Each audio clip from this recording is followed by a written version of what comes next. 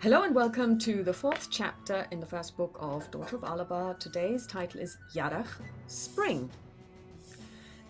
So you came home from school. Each of you was armed with a scone from Yoin. Yep. And basically, you arrive. It's late afternoon. She starts cooking. I don't know if you actually rode in or if you took, if you were on foot. But what do you do? So basically, she'll prepare something to eat.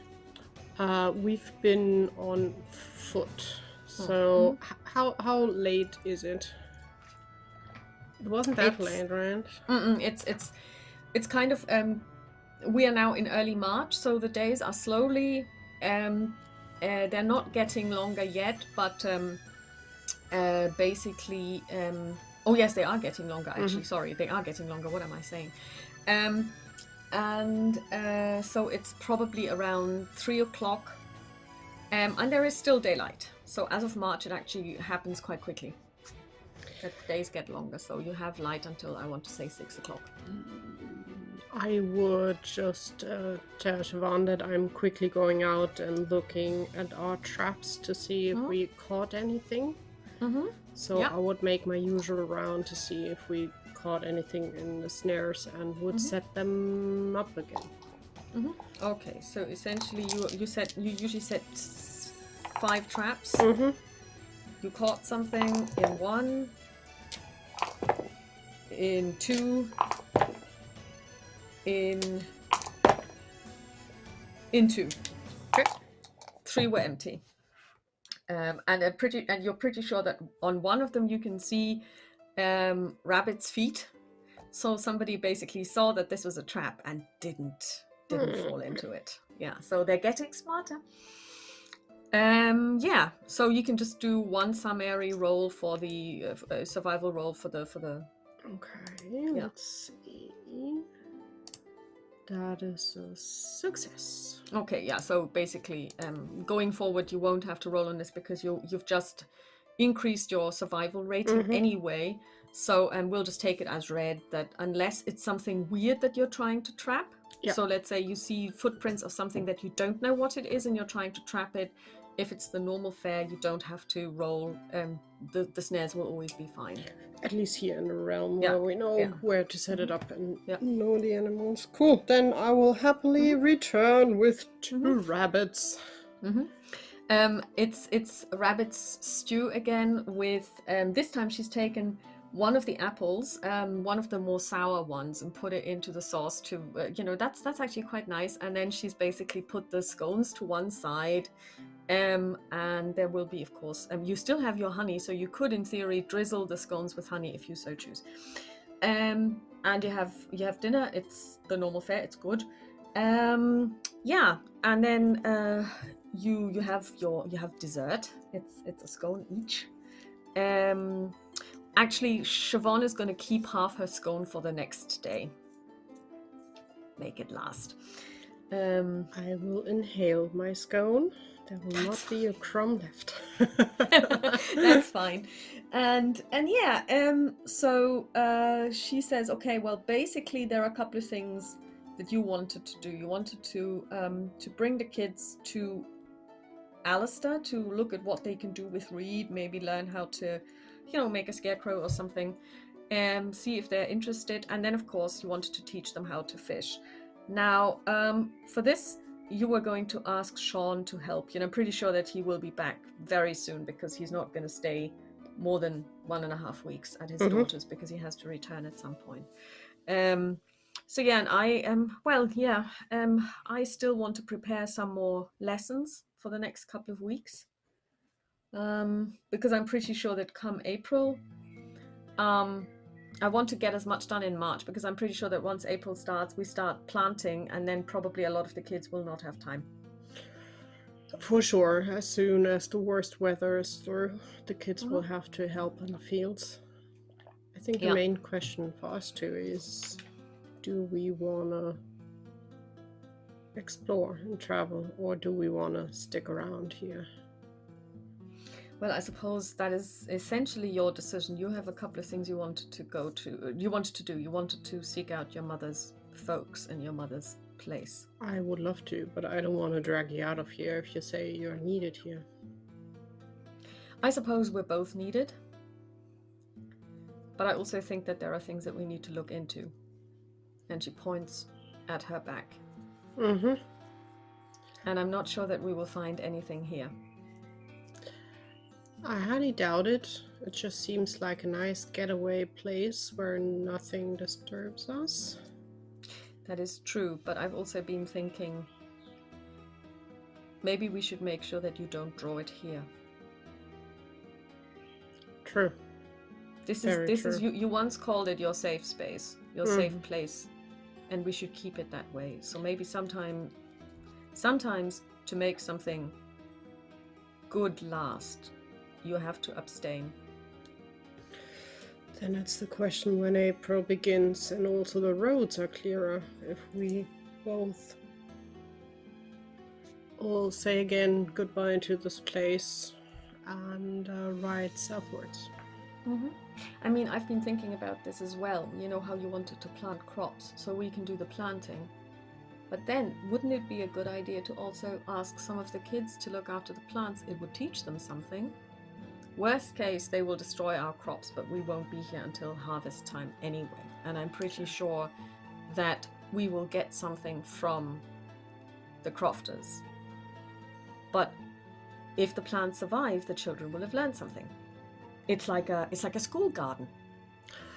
We can ask. The thing is, we are quite outside. I'm not sure if the parents will be happy about the kids running that far off. That's a good point, but we can put it out there. Yeah, at least try and ask. Maybe we can ask Sean. Oh, I think he would be happy to have a task, to be honest. That's what I was thinking, and he would be doing it for someone else, and it would keep him occupied. And maybe it's a good thing if other people in the city, in the village, see that he's doing something for the sister. That might give him bonus points as well. At least some potatoes or anything like that. That would be. And some wheat. Good. Yeah. I really got used to eating bread when we were at Dunlevin Hall, even if it was just for a couple of days. But bread is something really that I really like and that I miss. The only thing that we can try that on the travels, I can see if here and there they need help and we can get some cash in. Yeah. That we can trade. Mm-hmm. Or I work and we trade for maybe bread or flour or whatever we can get. Maybe I can also help some people, even if it's just with giving birth. Or somebody fell off a scaffolding and broke a leg. Yeah, thing like that. We can see what, especially on the way back, maybe not so much on the way to south, but on the way back, that we can try to collect stuff for winter, basically. Yeah, that's a very good idea. I'm just wondering, should I bring my sickle and my shield? I haven't used them in a very long time. Well, I've never used them in earnest. Honestly, I don't think it would hurt to have them. We are traveling roads that are not always safe. Maybe you and I should practice. Sure. It's a deal. Then you will go on teaching me a bit more reading and writing. Well, I mean, you're making great progress. Oh, this is something that I was wondering. If we do come across some money, do you think we could try and find some more books? I mean, I know that they are really expensive, but if we ever have a surplus. Yes, sure. Or even just paper that I can copy stuff. Paper should be cheaper. Yes. Than a book. Yeah. Because we brought 7 plus the travel log, but it would be nice to see more.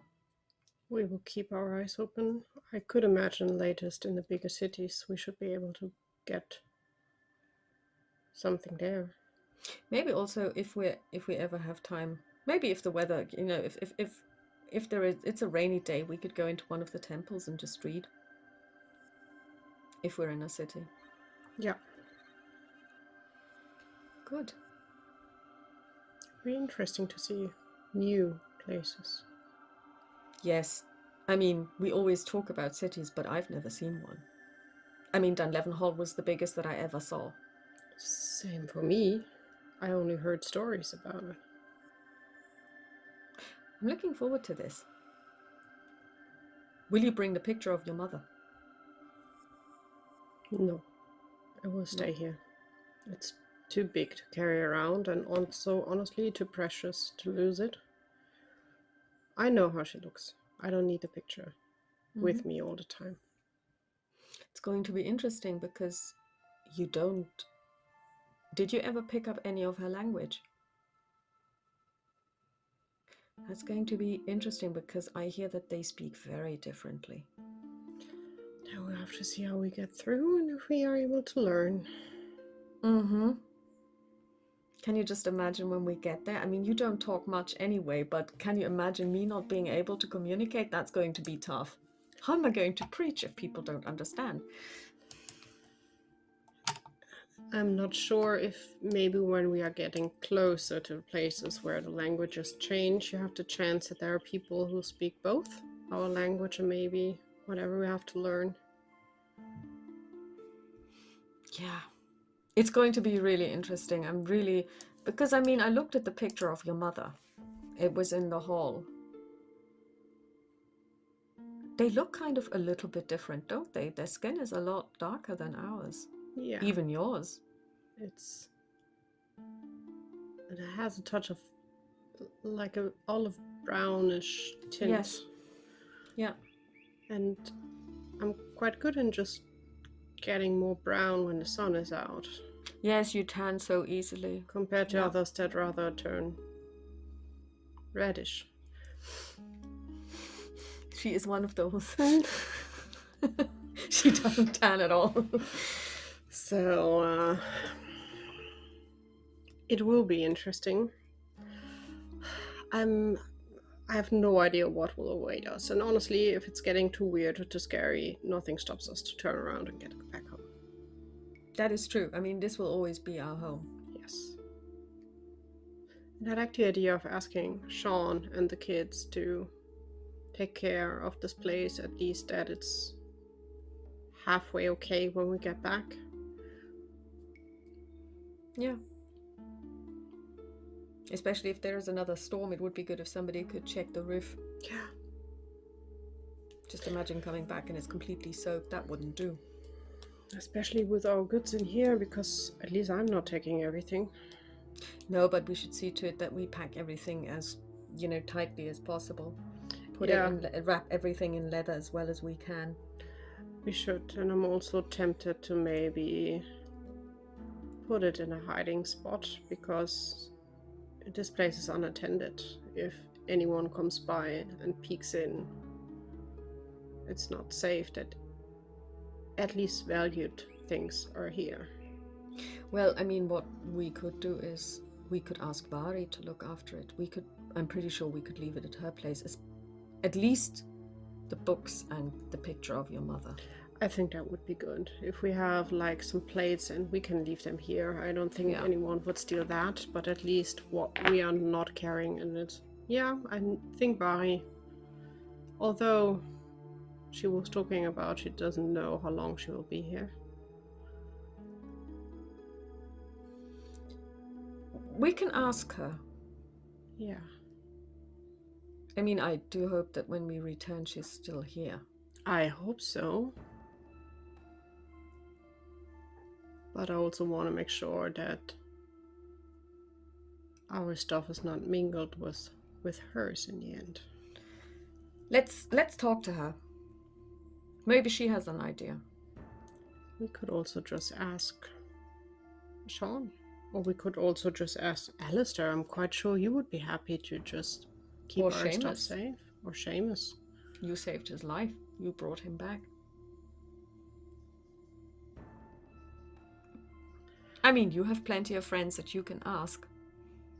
Honestly, if you ask anyone, they will say yes, and they will keep it very precious and safe, because they don't want to have you returning back and knowing that your stuff got lost. Am I that scary? people are scared of things they don't understand. That is true. And all of them believe that you can just tell the gods that they must behave and they are punished. It's interesting that you should say this, because this is so far from what I can do. You wouldn't have the first idea. I know you can do a lot. I highly doubt it would be even how you would act. You would not ask the gods to punish someone because he misbehaved a bit. You would not disturb the gods for that.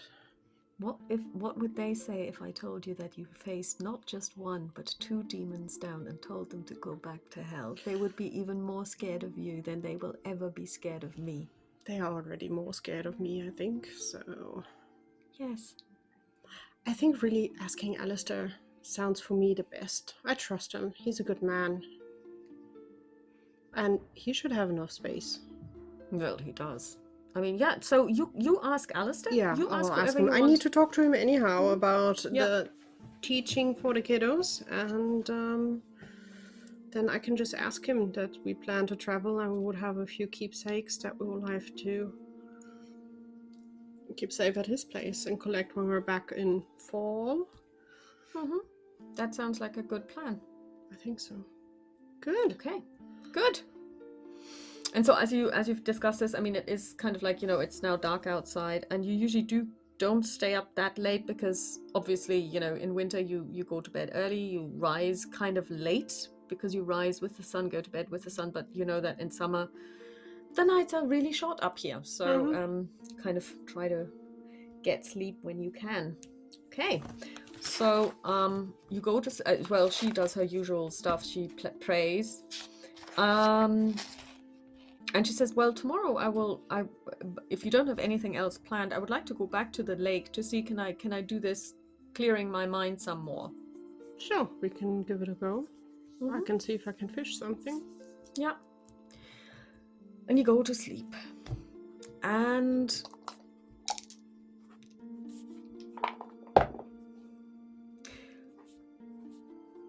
you wake up because somebody's knocking down the door. Somebody's banging on the door. It's the middle of the night. You open your one eye and it's completely dark. Do I get any kind of notion from Siobhan? Siobhan is kind of like, what's going on? I will just stand up and we'll walk over to the door and we'll just open it a peek. It's one of the kind of like youngish lads. He's maybe 13. His name's Connor. And he says, I'm so sorry. I need the sister. What happened? Katrina is having her baby. He's completely flustered. I will just a second. I will just peek back to her. Siobhan has obviously heard the conversation and she's basically getting up. She said, just 1 second. Tell him I'll be right there. Tell him to go ahead and tell them that I'm coming. Okay, I'm not sure. Just go back. She will follow. She has a horse, so she can quickly just pick up. So she will be there with you in a bit. And good luck. Congratulations. And I would just close the door. And I'll just help her to get herself ready. Siobhan laughs at you. You do know that he's not the father. Congratulations are not in order. Well, but it's still a family member that is added to the family. So you give congratulations to the whole family. Not move. Do you need? No, I'm not even offering help. I'm not. She basically puts her hand on your collarbone and she says, go back to sleep. Okay. I'll be back when I'm back. This is her first child. This may take a while. Then good luck for you. Yes, and try to fend for yourself for a day. We will do the meditating thing. We will do it. Use the word some other time. We will do it another day. I will just visit Alistair. So if you come back, I'm not there. You know where I am. But you have to cook and you have to eat. Yes. Do you hear me? Sure. Good. Good. So she packs everything. It's kind of like almost like the modern mothers that have something ready when they have to go into hospital. She's got like this birth helper kit. She just picks it up and she says, well, I will take the horse because that's going to be quicker. She goes away, and lo and behold, like 10 minutes later, you hear the clip clop, clip clop, clip clop as Percy makes his way, and then he starts cantering and she's off. Yeah. I will roll up again and try to get a bit more sleep. Okay, good. So at some point you wake up, the sun's peeking over the horizon, it's getting light. You know that it gets light at around 7 o'clock at this stage. So yeah, it's light, and Siobhan hasn't come back, but then again she did tell you that it was going to take a while. I will just stand up, make some tea, see if I can find anything that looks like breakfast. There is still half a scone. No, I'm not touching that. That's hers. I will just grab, if there's an apple or if we have anything else left, she would just grab that. There is still some bread left. You could also make porridge, and of course there is an apple. She decides against porridge. She will just grab the apple and will take a piece of bread, just a bit. We'll eat the bread. We'll half the apple. We'll eat one half herself, and the other half she will go outside and give it to Storm. Storm is very happy. And I will just make sure he's fine, and we'll just a few minutes talk to him, already telling him that not long, and then we will be out moving again, and he can stretch his legs for longer, that we will be traveling. And then I will hover around the house probably a bit to see if the leather is dry, and clean up a little bit, and then I would make my way to Alistair. I don't want to show up too early. I don't want to wake him up or during breakfast to be there, but I will then walk over to his place to see if he's there to talk to him. Well, it's probably around, let's say, 10 o'clock by the time you That's get a good there. time. And, well, I mean, there's nobody outside. But then again, today the weather isn't so nice. There's a light drizzle. So unless you really need to be outside, people will prefer not to be outside. Then I'll walk up to his house and we'll just knock on the door. The door opens and it's Alistair. Oh, morning. Aisling, do step inside. Good morning. Thank you. He offers you tea. I will gladly take it. What a weather. That's terrible, isn't it? Yeah, I've decided not to do anything today. I'm just going to stay in. That sounds like a good plan. I just felt like I had to move and get some fresh air, although it's a bit wet, but hey. Thank you for the tea. I have 2 questions. Requests. No, one is a question. One would be a request. Go ahead. We will probably go traveling when springtime starts. And we have a few valuable stuff that we don't want to leave unattended at the house. So the question is, would you be able to keep them safe for us? It's not that much. It's a few books, 2 paintings. Just that someone looks out for them. He looks around and he says, well, and then he looks up and he says, my roof never leaks. I know. Things will be safe. They will not get wet. But if you're asking me if I will look after them, yes, of course I will. Yeah, we just want to make sure, our house is a bit outside, so it's easy. If a thief passes by, it would be an easy grab for them. Not a problem. The other thing, we were planning to teach the children a bit more about what you can do with all the reef outside, because I guess it's more than just building a roof. I've seen you build other stuff with that, so the question would be, when would you have time that we can bug you a bit with the children here? Well, at the moment, I always have time because, work really doesn't start until late April. Okay. And then he says, "Just hold on a second." He gets up and he goes to the back of the cabin where he basically has he's got a trunk made of wood. He opens it and he takes out two things that you can't see because he's got his back towards you, and then he turns around and you can see that he has little, they're not stick figures, but they are kind of like made from thatch. So basically they're little dolls. Only not the cuddly kind. Yeah. And he says, "Well, I make these." The kids would love that, to learn Well, how I to can do show that. them how to make them. That would be lovely. Start them small. I mean, this is easy even for small hands. I mean, making thatch, you need a lot of bodily strength because it's heavy. And you know this because you put it on your roof. But we could start with this. As long as I don't have to try looking at my hands. I'm not sure that is my kind of work, but the kids will love that for sure. Well, I mean, like I said, I mean, we can even do this on and off. Each one of them gets one of these to make, and they can leave them here, and then they can come back, let's say once a day or once every 2 days for just half an hour and just work on them. I'd be happy for the company. That would be lovely. And because we should use the time, because I agree. I think in a few days or latest weeks they will have to start to work on the fields again together with the family. And once they know how to make these, when we go into the fields, I can show them. I will have to repair the scarecrows anyway. They can come with me and I can show them because I have to do them anyway.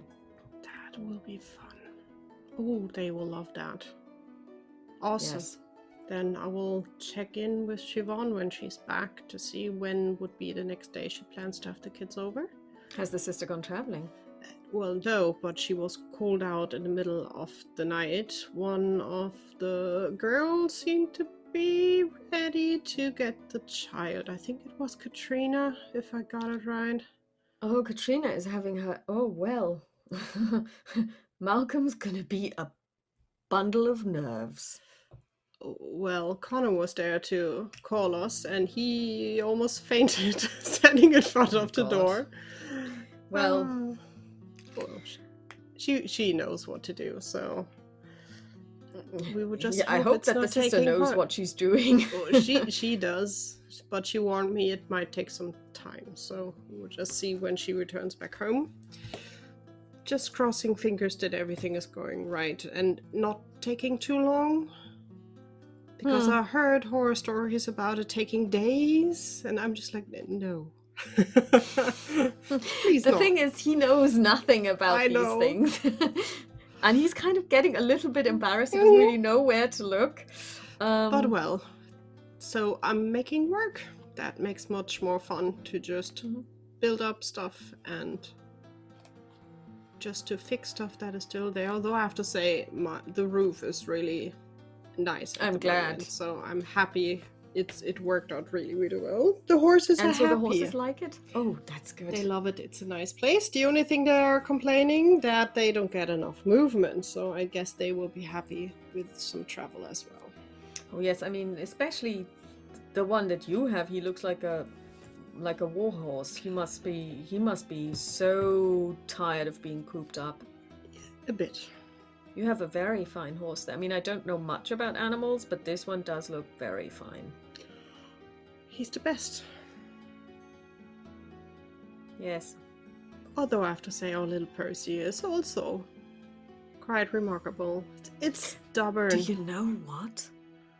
The other day when the sister was in town, you weren't with her. She was singing to the horse, and I'm telling you, the horse understood every single word. I'm absolutely sure.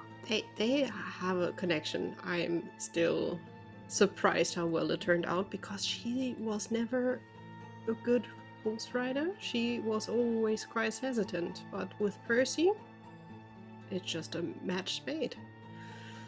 I'm glad. So that should make traveling a lot easier if you have two horses.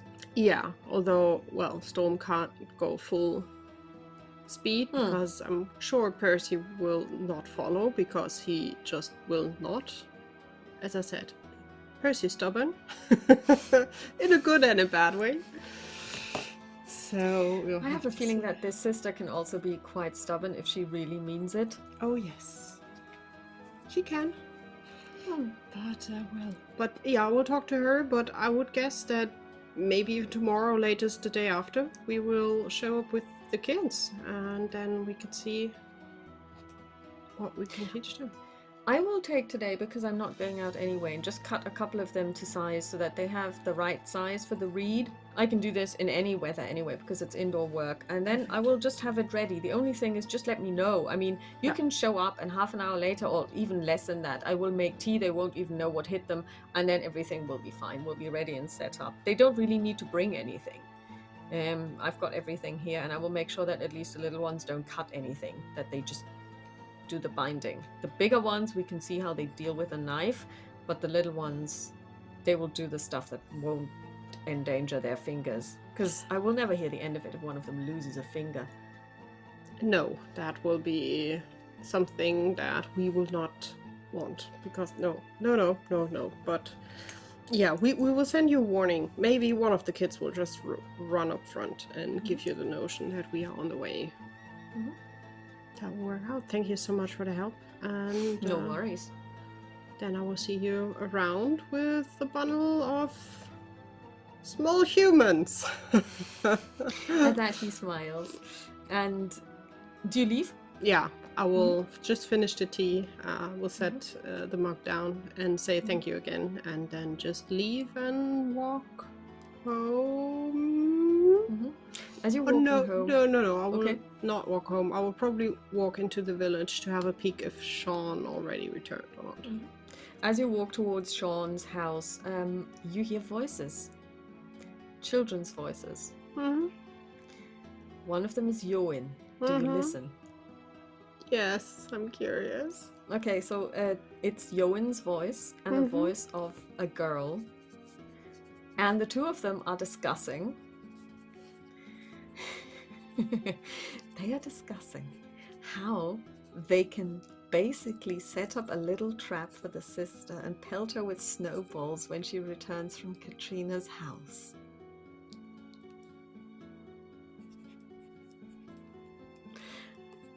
And what you also notice, I mean, you can make of the content what you will, but you hear that it seems like Yoan has made a friend. Which is amazing. But she may not be the best influence. They may be like little devils together. So yeah. And you do notice the girl's name. You do recognize her voice. It's a girl from school, and her name's Eilish. So that's spelled A-I-L-E-S.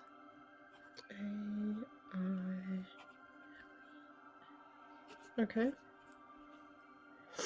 She's a little older than him. Maybe, he's like 6, she's maybe 8. And she was also more of the quiet gang. So she was always paying attention in class, you noticed. But she was more the quiet type, as is Yoin. But the two together seem to be like real devils. Aisling will just smile and will move forward. Okay. She will not say anything. You get to Sean's house. Yeah. And well, I mean, like I said, it's terrible weather outside. So basically, do you knock on the door? Yeah. First of all, I will see if there's smoke coming out of the. There is. Then good point. I never thought of that. Of course, you can check. Yep. Then I would. That's how it works in my computer games. No, I mean, this is a very good idea. I mean, I would never have thought that. Especially now, you can easily the check. Is bad. Yeah. And he's alone, so if there's fire, then he wouldn't leave the fire unattended for several days, because that would be not a good idea. Exactly. Okay. There is fire. I will knock on the door. He opens the door. Oh, it's Aisling. Would you like to come inside? Sure, thank you. Good day. Morning. Good morning. He lets you in, and then he says, let me just get some tea. And he points to the chair and he makes tea. I will just indulge and get a next cup of tea. And it is, I mean, in spite of the fact that the fire is on, it's wet, and these houses never completely dry out. So you really need something to keep yourself warm. And he gives you a big mug of steaming tea. And he sits down and he says, how was the travel back home? I hope no troubles. No, it was fine. Good. There was no one. And the weather was a lot better than today. It's awful. I'm kind of regretting that I stepped outside, but well, you do look a little bit washed out. Well, do you want a towel? No, it will dry like that, thank you. I just had to talk to Alistair quickly, and then I decided to check in if you're back. So I came back yesterday. I hope back the family is fine. They're fine. They're fine. I'm gonna be a granddad. Congratulations. I don't really know what to do. Do you give presents? Probably, although honestly I think the most important is that you are there and just be a good grandfather. And maybe you can practice a bit with the children here. Just show them stuff. Be there, show them stuff. Oh yes, you wanted to talk to me about the fishing, didn't you? Yeah, so it's a question if you would be really up to it. Would help us a lot because... Well, I may have made some preparations already. That is amazing. I cut 4 short fishing rods. The children love that. And I lined them too. So that is a yes. Awesome. Then we just need to wait maybe for a little bit better weather, because honestly I don't see myself sitting at the lake with this. Just pointing outside. We don't want the children to get sick. No. It's too nasty out today to go to the lake. But I guess at least maybe not tomorrow, but the day after let's hope it's getting better. So as soon as the weather's good, it's a question, should we just come by with the kids? Would that be a problem for you? I don't want to mess with whatever you're planning. No, whatever I'm planning can be postponed. That is lovely. Thank you so much. And there would be another thing that I wanted to ask, only if it's not too much of a trouble. The sister and I, who will go traveling when springtime really starts and the roads are better.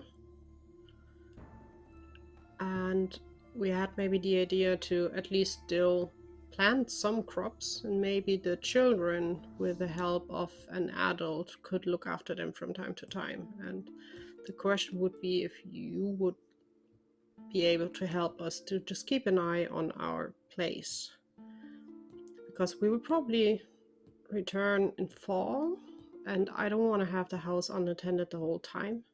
There's not much to do, and we will not have a massive field, but a few potatoes, maybe a little bit of wheat, and the children can practice to work on the fields without messing with the parents. That was just an idea. If you would be up for it, it would be really helpful for us. He looks into his tea, and then he starts mumbling, and he said, I would like that. That is a relief, because I was really unsure who else to ask. Thank you so much. Well, thank you. It'll give me something to do. Let's just hope the kids are behaving halfway, but at the moment it seems that they are just happy about having something to do and something to learn. Well, but even if they don't want to, I can still do it on my own. As I said, if it's not too much of a hassle. So, but at least, I don't know, every few days just peek in, or a few weeks peek in. Maybe after a storm. It's not too far from the other lake. I could go there even when I could pass by when I go fishing. That would be perfect. You're right. I will look after your place. Thank you so much. Don't worry. Is there anything in return when we are traveling that we maybe should keep eye open because you would be interested in? Some leather, I'll think about it. Just think about it. I'll think about it. But you will come back, right? You will bring the sister back? Yes, the goal is just to visit where my mother grew up. I need to get some question answered, and then we will return back. So as I said, we were planning to be back in fall. Traveling takes some time. If we leave in April, it will be hard to come back in summer, so I guess fall is probably the more realistic. So your mother's not from where your father's from? No, she's from the south. And I mean, for him, like for everyone, the south is just this big... Nobody knows what's there. Does it really exist? We're not sure. Yeah. I haven't been there, so it would be an experience to go there. I've never been there. I only have stories and a map. But we definitely will return. This is our home. So it's just, well, we still have the chance to travel, so we'll use it. Well, but if you're going away so far, maybe one thing you could bring back is stories. That we can definitely do. Tell us in winter when it's dark what happened, what you saw. We can definitely do. I also know the sister will keep eyes open if we can maybe grab another 1 or 2 books with new stories as well. I'd like that. That is easy to do, because that's on our list anyhow. And I hope we will have good stories. I'm curious how the land will be. I've got something for you. I can't really use it, but I thought you might. Okay. And he gets up and he goes to a like there is kind of like it's like a cupboard. Well, it is a cupboard, so he basically opens it and he comes back with a bottle of whiskey. I have no use for it, but you could use it. Is a precious thing. Thank you so much. This will keep us... It's easy to part with things that mean nothing to you. It is, although it will mean a lot for us in a cold evening when we're outside, to just have a little bit of something to warm us up. Thank you. Don't mention it. So when do you plan the next to visit your daughter? Well, we were thinking when it's really warmer. Mm-hmm. May. That sounds good. She got a really good husband, I think. That was a good choice you made. It's not like I chose him. I chose his family. You know how things are. Then we can say the gods are definitely with your family. They smiled upon her. Well, and you, because you are now becoming a grandfather. And you know that she is in a good place with a good husband by her side. That is a relief for you, I hope, at least. And not too far away either. True. In summer, when the days are longer, you might even be able to make the trip in one day. Start out early. With a good horse. Mm-hmm. That might be. So I think that all turned out for the best way it could be. In no small part thanks to you. Well, we all did our little parts, and I'm glad to see that she's happy as well. And I'm honestly also glad that she's in a good place, because it could have turned out completely different. As you said, you only pick the family, not what comes with it. But it's a nice place. And as I said, it's nearby. We will always be able to visit her, or she will later be able to visit us.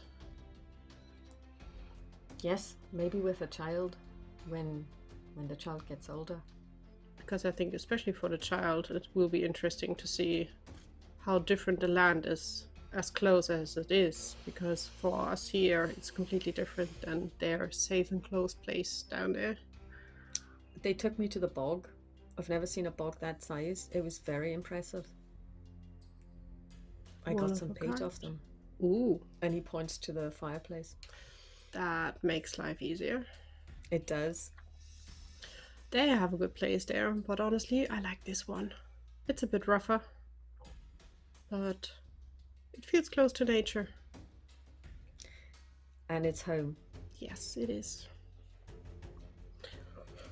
Wonderful. Then thank you for the tea and for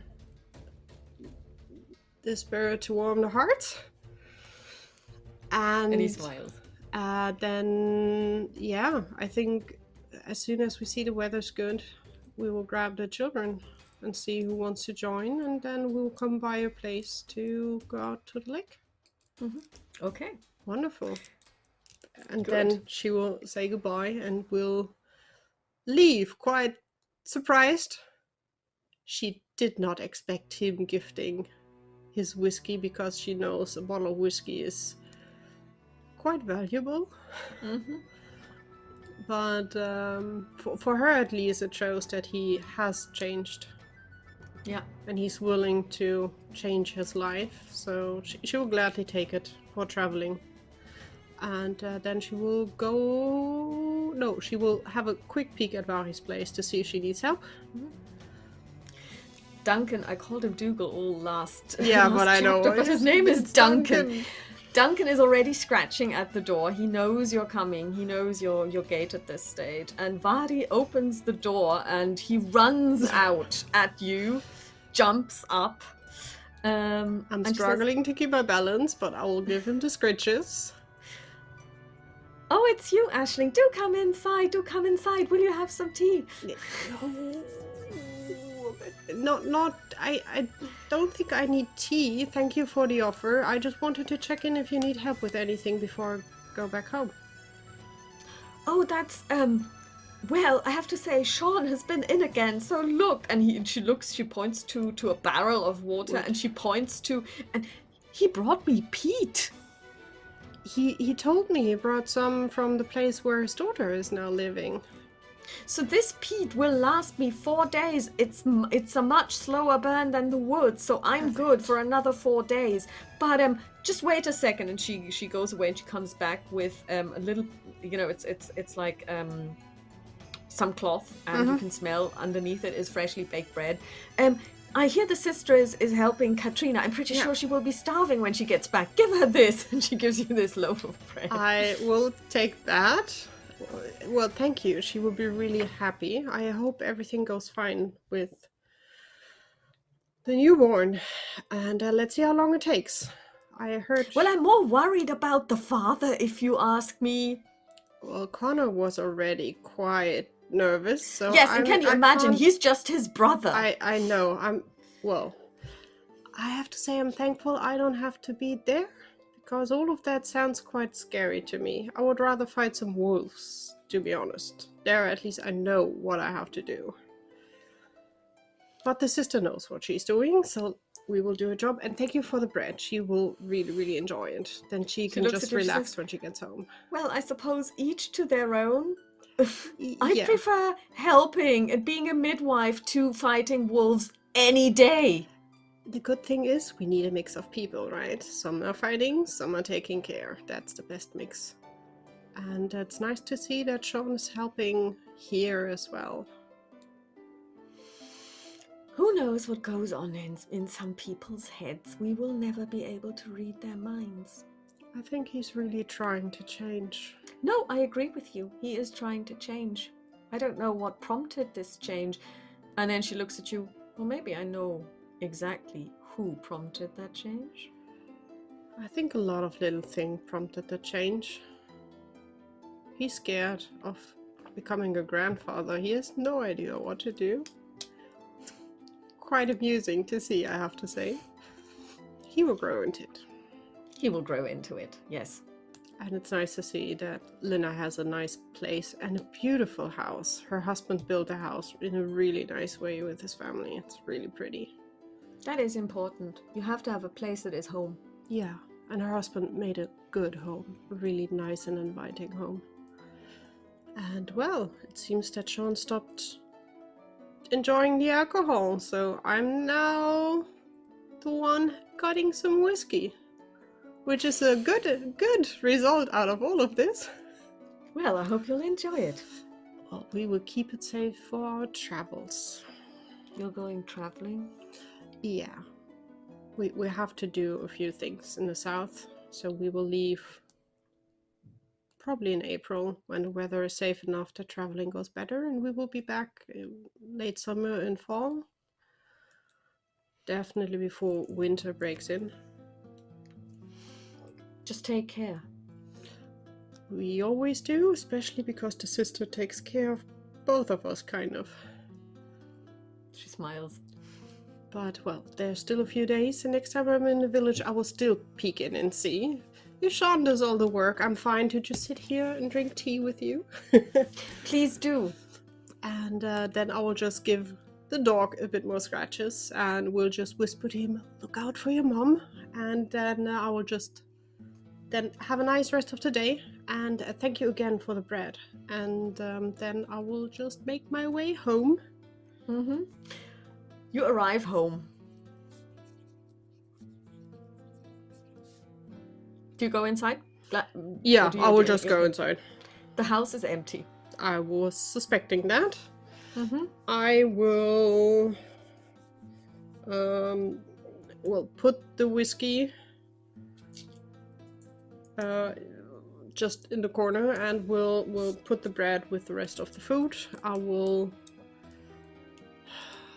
It would be it would be noonish now, right? So I would probably warm up if we have leftovers from the stew. Yeah, you do. Then I would warm up some of the stew to eat something. Mm-hmm.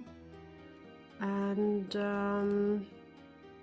then I would probably have another look around the house if there's anything I need to fix or make more sturdy, or getting ideas on maybe even extending here and there. Okay. Just thinking about where would be the best place to grow some crops. Mm-hmm. Okay, so you are in luck. The roof is still tight. Nothing's happening there. But when you do look at because Siobhan would always have had kind of like a herb patch, because she would have been growing healing herbs for the last couple of years. And you actually built like a little wall, a little stone wall, even just to make it a little more difficult for the, for the predators, as it were. Those rabbit predators to come in, so they would have to hop over it. But you notice that you could actually, this could do with some reinforcing, especially if you're going to grow something else like wheat. You do want to have like a little bit of because you don't want the mountain goats to get in. Yeah. Having said this, goats can climb, but you just want to have like a little bit of a barrier there. And you figure that you could spend a couple of days just collecting the odd stone and just increase the wall height. She will do that bit by bit when there's some free time. Although for the rest of the day, since the weather is not really nice, she will probably stay inside, and she will pull out the map again and will just really try to memorize every single bit on this map. Okay, so as you do this, the path is pretty much clear. The path will be towards Dunlevin Hall, and then you decided not to even go through Clan Donald or whoever's lands these are now. You don't know what happened. But you're going to veer south. You're going to get to the place Dunanol, which we discussed was the Hall of the Strangers, and then comes and that would take you really due south. Then comes Dún and Regal, MacGregor country, and those would be halls. But then there is actually there is a city, and it's that one is actually called Crossing. It's a very stupid name, maybe, but it's basically at the crossing of the four main roads. Yeah. So you would come there from the north, and then you would take the main road due south, and this would take you directly to the end of Alba, the southern end, the frontier, which is the Forest of the Hags. The road continues through the forest. And after that, basically, that kind of becomes a little bit vague. But what you can see is a huge mountain range that's drawn in there. It doesn't have a name, but you know that Chrysaea means you have to pass over the mountains, and you do know you've heard this, that there is a mountain path you can basically there's a path that leads, or it's even a road over the mountains. But this mountain range is kind of like the natural barrier between two very separate countries. Okay. Yeah. I will also have a look around left and right just to see, in case something happens, that I have an idea what is surrounding our main way that we will travel. And honestly, she's just using the time to just keep herself busy, because she's not feeling like reading, because she doesn't have help if Siobhan is not there. So she will probably even make up a bit of how it would look and how it will be, also based a little bit on what she read in the travel books, just getting ideas about places to be different than what she knows. And that will be just her afternoon, fantasizing a bit about traveling. Yeah, so essentially to see what, or kind of like thinking what is around. What you do notice is that in the northern part where you are, there are plenty of, well, there are first of all mountain ranges, but also hills. But it seems like the further south you come, the less hilly it becomes. And it seems to be almost like mainly grass. So maybe people are using this for, maybe they grow stuff there. Maybe this is agricultural land. There are definitely several streams, several rivers. Crossing also is on a river, and probably maybe the crossing also got its name because there might be a river crossing, there may be a bridge or something. And then there are, the farther south you come, then there is an area where there is a couple of large lakes, like really large lakes. And there is a lot more forest, because up here there is none, and there are some forested areas, and then of course the great forest, the forest of the hags. And when you're fantasizing about it, well, I mean, what you do know, because your friend Cirrus told you, it's quite warm in Chrysaea. Yeah. Even in winter it's mild. So I imagine the sun will be there, because without sun, no warmth, so a lot of sun. Also fitting maybe to me getting tanner easily. The people should be used to sun there more than we are. I could also imagine if there's a lot of sun, it's probably drier. Possibly, yes. And then she will just drift off and will just probably also go back through what she read in the travel books. And stopping again at the idea of an, how did you call it, Oliphant? Elephantos. Elephantos. Yes. And just trying to really imagine how big and how this would look, and that this would be a story the children here would really enjoy, to what kind of animals we've seen, especially if they are not harmful but rather been used by the people. And she's just enjoying that, and then hoping in silence that Siobhan will not return too late, and hoping that she's not staying out the whole night and coming maybe tomorrow, but we will see. Okay, then make a luck roll to see when she comes back. Wait. Not if, when. Luck was a 100. 65. Right? Let me see. 1d100. I rolled a 5. Okay, so you get to choose when she gets back. It's definitely going to be today. You can make her come back whenever you like. I think she will come back, I would imagine, maybe after sunset or when the sun is setting. So late, but not in the middle of the night or anything like that. So when the sun slowly goes down, I would probably be outside just giving Storm some food, cleaning him. Well, incidentally, as you're cleaning Storm, you can hear the clip-clop, clip-clop, clip-clop. And Siobhan jumps from the horse. You can hear this, and then she leads Percy, and she sees you, and she says, "Oh, hi, hi. Let me clean him up. Oh, thank you. You must be tired. I can tell you one thing. Will you look at this?" And she turns around, and she is completely soaked. Someone, And I'm telling you, I'm going to find out who that was. Had set a trap for me. And there was a bucket full of snow and it fell on top of me. And the snow was not fresh. It was already kind of wet because it's not that cold anymore. And it actually fell into my collar as well. I don't know who did this, but whoever, it wasn't you, was it? I promise and swear to everything it was not me.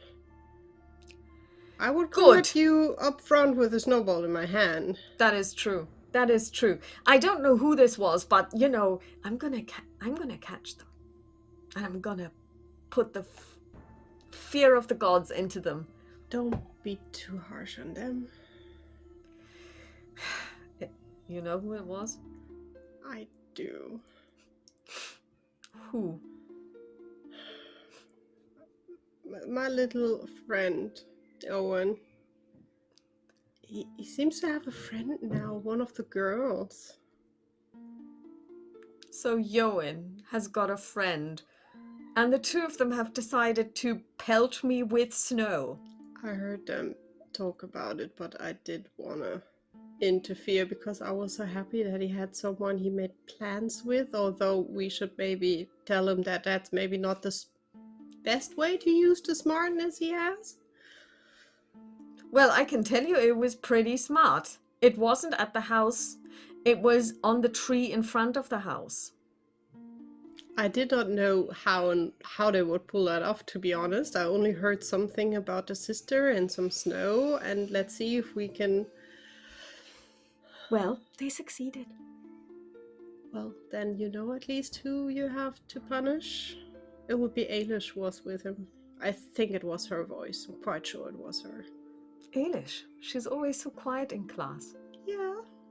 Our two more quiet ones. I remember another person. I'm not looking at anyone specifically now. I'm not a quiet one. Very quiet in class. True. It's the quiet ones we need to watch, isn't it? I'm not always quiet. It's only when I'm not feeling quite comfortable. So, it all went well. That is good. You now get to roll a d6. A d6. Come on, technology. Not a 4 is 6. That is a 2. Okay, well, it's a boy. 1, 2, 3 is a boy. 4, 5, 6 is a girl. That will be happy.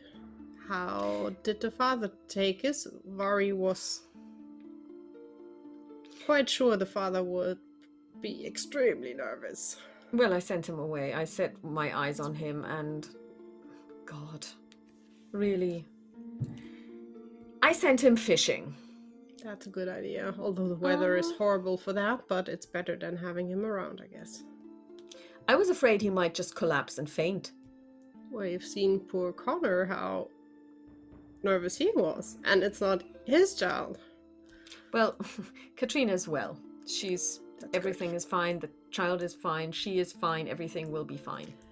Then, the god smiled on her. Maybe just warm up. There's still some stew left. And Vari gave me a loaf of fresh bread as thank you for you that you are helping with Katrina and the baby. She said when you return you're probably happy about something nice to eat. This is interesting because look what Katrina gave me, and she goes to Percy, who is still standing there, and she takes the saddlebag and she says, look, and she holds out a bag, and it contains seedling for wheat. That's amazing. I already made some plans on where we should look over there next to your herbs. We can extend this. I will extend the wall a bit and then we can plant there some stuff. Also, Sean will watch out for our place and he's happy to help and take also the children. And he gave me a bottle of whiskey. He said he doesn't need it anymore. That is the best news. Yeah. We had a nice talk.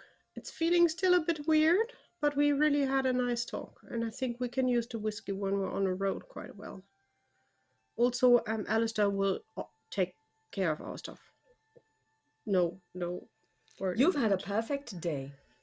Kind of a bit wet. Although I Yes. got a lot of tea as a result of that. But, yeah. But Yeah, come on. I'll also have some tea, and I need to dry off. Dry off. I will take care of Percy. And Thank you. eat something. I will join you in a bit. Thank you, I will. Have you had dinner yet? No, I just had lunch and I set everything up to prepare for dinner, so Good, it so we should can have be dinner close to together. ready. Yes. Yeah. So I'll have to get something hot into me, some hot tea before we eat anyway, and I have to change. Do that, and I will grab Percy, give him some scratches, and we'll clean him, dry him up, and make sure he's fine. And then I will join Siobhan inside. Okay, well, Siobhan has changed. She's dried off her hair. When she dries off her hair, it actually stands off her head. She looks a bit strange. She looks like almost like a wet raccoon or something. So basically she's trying to comb it out. And then she says, "So, what have you been up to all day?" Well, apart from the fact that you basically went out and did everything on your list. I just sat around and looked a bit at the map and just killed some time. Nothing really special. So you did get some rest as well. That's very good, considering that you were woken last night. Yeah, but, well, the weather is not really inviting to be outside, so I decided that I don't want to go there. I agreed maybe when the weather gets better, we should grab Sean and the kids for fishing. That's very good. And Yeah. Alistair said, just give me like a tiny heads up, a few minutes, and just come by. He has the idea, he can do like puppets out of the reed, the smaller bits. He will prepare a bit that children mainly really have to just learn how to bind them. And he also said he could take the kids to patch up the scarecrows when the weather is getting a bit better. He will have to do that anyhow. That's And very good. It will be helpful if the kids know how to patch that thing up there on their own. Well, I mean, if the weather is like this tomorrow, then we can see if we can get the kids and Alistair together to work on their stuff. If the weather is looking up in 2 days, maybe we can take them. You can take them fishing. I'm not going to go anywhere near that lake. If we then still have time, you and I can go to the lake, and I can try and do this emptying my mind thing. Which reminds me, in 15 nights, I will officiate again, because that's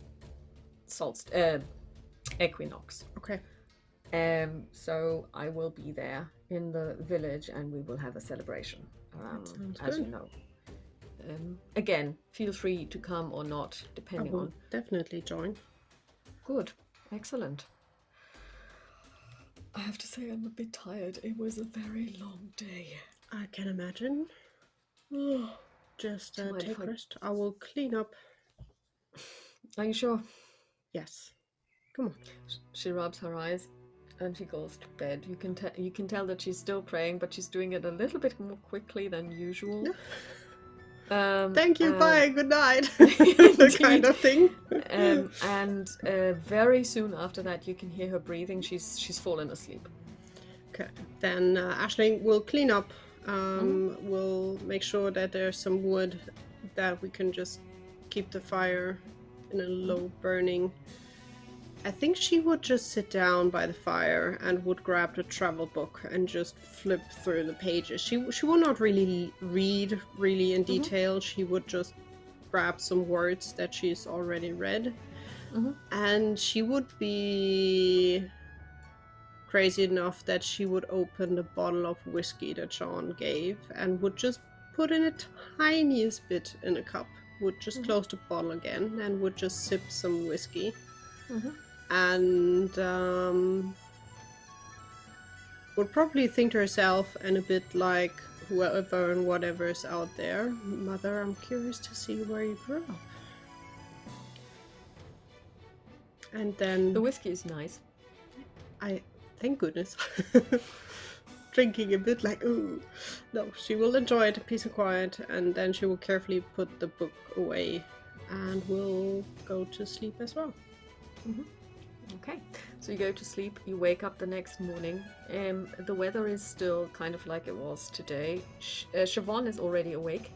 She's preparing breakfast, and she says, well, maybe today is a good day to stay in and do that read thing, because obviously we're not gonna go to the lake to see if I can empty my mind, because I'm certainly not able to empty my mind in this. And with this weather, I'm sure Alistair doesn't plan to go outside anyhow, because who would cut that? Although he said the main work starts end of April for him, so then let's see if we can collect the kids. And you have breakfast, you go into the village, you collect the kids. Eilish and Yoin, when they see the sisters, start laughing, kind of like trying to hide it. It's them, they're not very good at hiding that. Should I talk to them, or do you want to talk to them? Let's just... No, on the contrary. And she's been whispering, and she says, and you won't believe it, it was in that tree, and it just fell on top of me, and I was completely covered in snow. Can you imagine, Aisling? And the two of them I have giggling. No idea who had this idea. I don't know either. In the beginning, I thought it might be you, because that's the kind of thing you would have done when you were a child, and I remember it. But you told me it wasn't you, and Eowyn can't contain himself. He's biting his fist. I would probably walk around and just stand behind him, just putting my hand on his shoulder.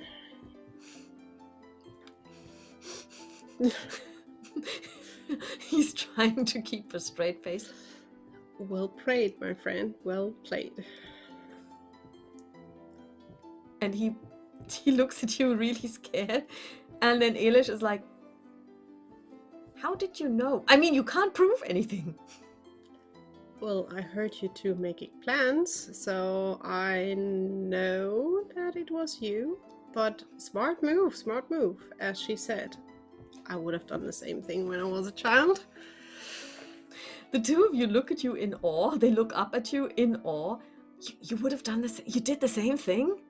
Oh, yes. And worse, probably. So that was a nice thing. It was not too hurtful, because you shouldn't do pranks where you hurt people. This was quite a fun thing. And she would just ruffle through Owen's hand. She doesn't look like she's laughing, though. Well, she was soaked. Would you laugh when you would be soaked by snow after a long day of work? Not. Do you think she's mad at us? Not really. The two of them start grinning. So come on, let's see who makes the prettiest stick figures. Or no, it's not stick figures. Reed figure. You will see. And you get all of the pupils, actually, all 8 of them, follow you, and Alistair I think the oldest one, who is also fit, we would just ask to run ahead and to warn Alistair that we are coming by. Yeah. That would be actually Ian. Ian is the oldest, and he runs ahead and basically then comes back and says, Alistair says he's ready. There will be tea. Perfect. And you go to him and do you want to take part in this exercise? No. I will look, but I am staying. Although would she... I think for a while she would look, and then she would just more in not openly, but she would probably grab a bit and some thread and would at least try. I'm not sure if Siobhan would join. Siobhan is in the middle of it all. And on a 61, I think she's actually doing quite well. Yes, indeed, because her dexterity is 75. It's actually increased now because I think she increased that one. So yeah, she is completely into this. She's not doing an extremely good job in terms of that she's not much better than the kids, because obviously this is new to her. But she is very much enjoying herself. You can see this. Sometimes when she does those things, when she really kind of sheds this being the sister or being considered the sister, she turns almost into a young girl or young woman again. Sometimes you think that maybe this whole thing about becoming an acolyte so early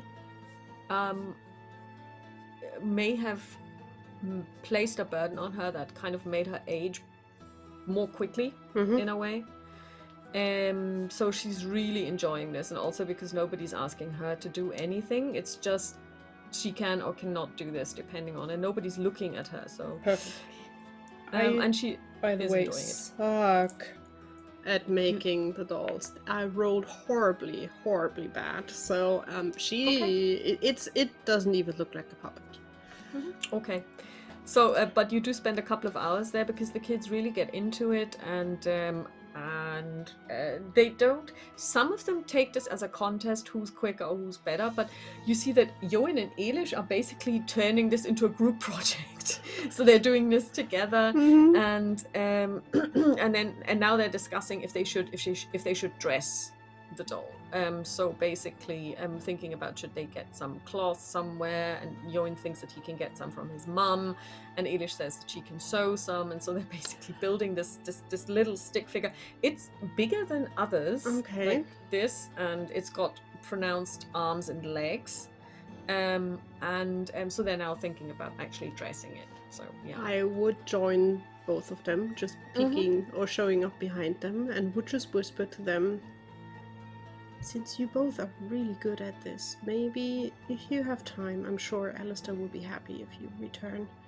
Make a doll for the sister as tiny excuse for soaking her. I think that will make her really, really happy. The two of them smile and say, yes, we can do this. Do you think she would like one? She would love that. Oh, great. Yes, we will do this. And basically, the two of them run over to Alistair and really quietly talk to him. And he looks at them, and then he looks over at you, and then he nods, and he says, and he whispers back something, but it's obviously a lot of nodding. So you assume that he's saying yes, no problem, just come by. Yeah, and so after, I mean, it was in the morning, it was about 10 o'clock, so round about 2 o'clock, it's also time for the little ones to eat, to eat something. So everybody says their goodbyes, and then Johan is kind of like winking at Alistair that they will be back in the afternoon. Stage whisper, and Elish like, shh. I will be the last one, just thanking Alistair for the help and the nerves around the little chaos child here. And and the two of you go back. Or do you want to do anything else, or do you go back home? I think we would go back home. I'm not sure if Siobhan wants to check in with the just freshly mother to see if everything is okay. But generally, she says, Ashley yes. You pass by the house, and she says, do you want to come inside, or is this too much for you? I mean, just hold on. I'm gonna send Malcolm out because he doesn't want to watch. That is perfect. I will just wait outside. So she knocks on the door. The door opens. In front of you stands, or you can see over her shoulder, completely disheveled Malcolm. He's probably not slept at all. He's got rings under his eyes. He looks pale. He hasn't shaven. It's all terrible. And she says, Malcolm, how about you talk to Aisling, and I will talk to your wife. And I'll just motion to him. He has no will of his own. He just walks past.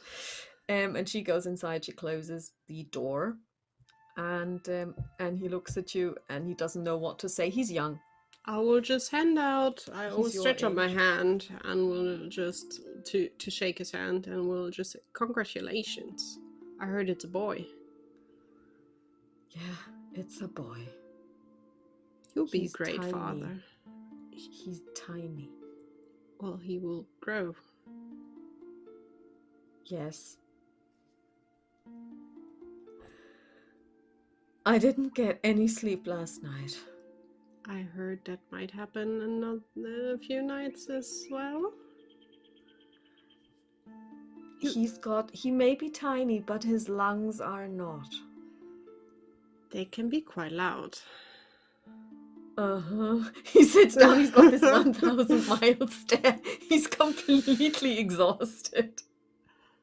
Or maybe you will be able to leave her for 1 or 2 hours and just get a nap somewhere, even if it's just somewhere in the hay in the stable. He looks at you and he says, if I do this, she will kill me. Well, maybe you give her the chance to do the same. Look out for the kid, and she can take like 1-2 hour nap somewhere. I will ask her about this. If I turn it into a deal, she may agree and not kill me. Because she will not get more sleep than you do. You both will be tired. It's almost... I mean, I don't know how she does it. But she's just glowing. She looks like nothing happened. Oh, she is a mother now. Probably that's giving her strength. I'm not sure. I would need to ask the sister about that, to be honest. But just see, because you're no help to her if you will just faint out of being tired. Oh, I can tell you, it's unbelievable. I haven't slept in 2 days. Focus on the good thing. You have a son. Yes. And he will be a great man someday. I hope he takes after his mother, because I don't feel so great right now. We will talk in a few days when you got some sleep. He smiles at you, a very weak smile. The door opens. Siobhan steps outside. She watches the two of you. I'll just clap him on the shoulder. Remember, just talk to her. It's not that you want to take off a full day. An hour, just half an hour would help. Start small. She approaches him and she stands next to him. She takes his hand and she says, "Congratulations. Again. Now you go inside and be with your wife. She's asking after you already."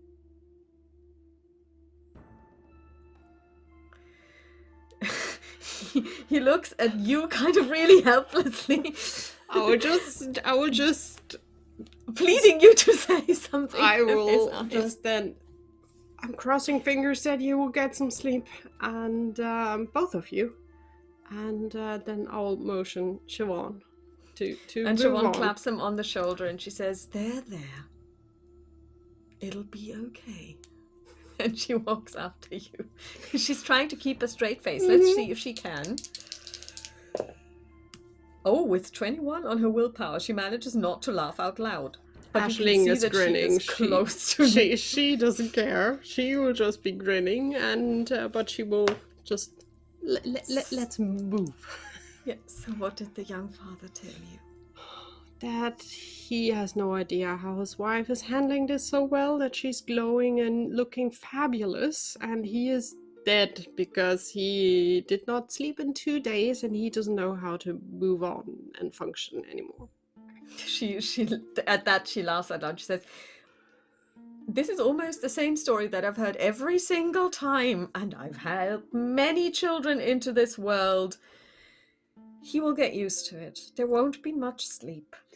I told him maybe talk to his wife, that he will get half an hour off where he can take a nap, and then he will return the favor, because honestly, I quite guess if he didn't get sleep, she didn't get any sleep either, and I could imagine her also being happy to at least have like an hour off. You know, it's a blessing from the gods, really. Yeah. To the women. For a couple of days afterwards, they feel a lot of closeness to the gods and a lot of strength, but it does wane. So it's a good idea.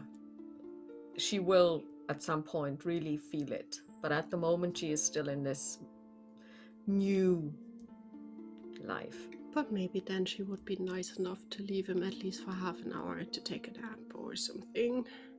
We will see. They have to figure this out. They have to figure it out. I can tell you, some women do, some women don't. I am happy how I the don't little have one to face this, but well, I guess after that you look quite happy. Mother and child are fine. Yes, and I left the little Thatch puppet there.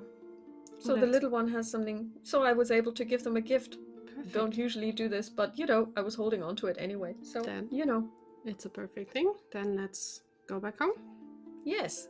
So you go back home. The weather hasn't improved. I've checked. And you arrive, and then you have because you brought home 2 rabbits, so you have grilled rabbit, because she can't really deal with stew at the moment. Too much of a good thing. And the next day you wake up, unless you want to do anything else, you go to sleep, and we make a jump to the next day. Just make a jump. And the weather has improved greatly. It's actually quite a nice day. Good. So she says, do you want to try and do the thing, do the angling, or do you and I want to go to the lake and we just spend some time in peace and quiet? I'm fine either way. What do your spider sense say? Will tomorrow be bad, or will it be just as good? Oh, she'll roll on survival. Whoa, with a 13, I think I don't know, no, she has an 8. She has no idea, I think. She has an 8, doesn't she? I think it would be good if the children have one day. They had enough excitement. Let's give them one day rest. Although Sean probably would wait for us. Oh no, on an 8 plus 13, that's a 21, isn't it? That's a success. Yeah, it is a success. Mm-hmm. But I think that the goddess will grant us some clement weather tomorrow as well.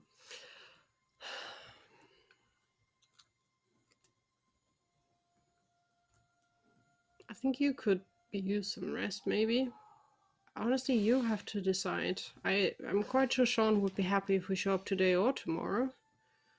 You probably expect us today, since the weather turned better today. It's a question, how urgent do you want to try being one with nature again? You're right. We shouldn't let Sean wait. Okay. Let's do it today. That's a very good point, because it's not just us, it's him as well. So yeah. Why we keep But I'm not going to join you because it's fishing. You can try to do the one with nature thing while we are there. If you manage to do it while we are there, you mastered it. With the kids around, well, I can always try. Or maybe Eilish and Johan will see me sitting there and will just topple me into the lake. No, they will not. They are scared that you are really angry at them. Did I look angry? No. Good. But still, I would say, come with us, at least for a while. You can still go back if it's getting too boring. Okay. Maybe you will learn something about fishing yourself.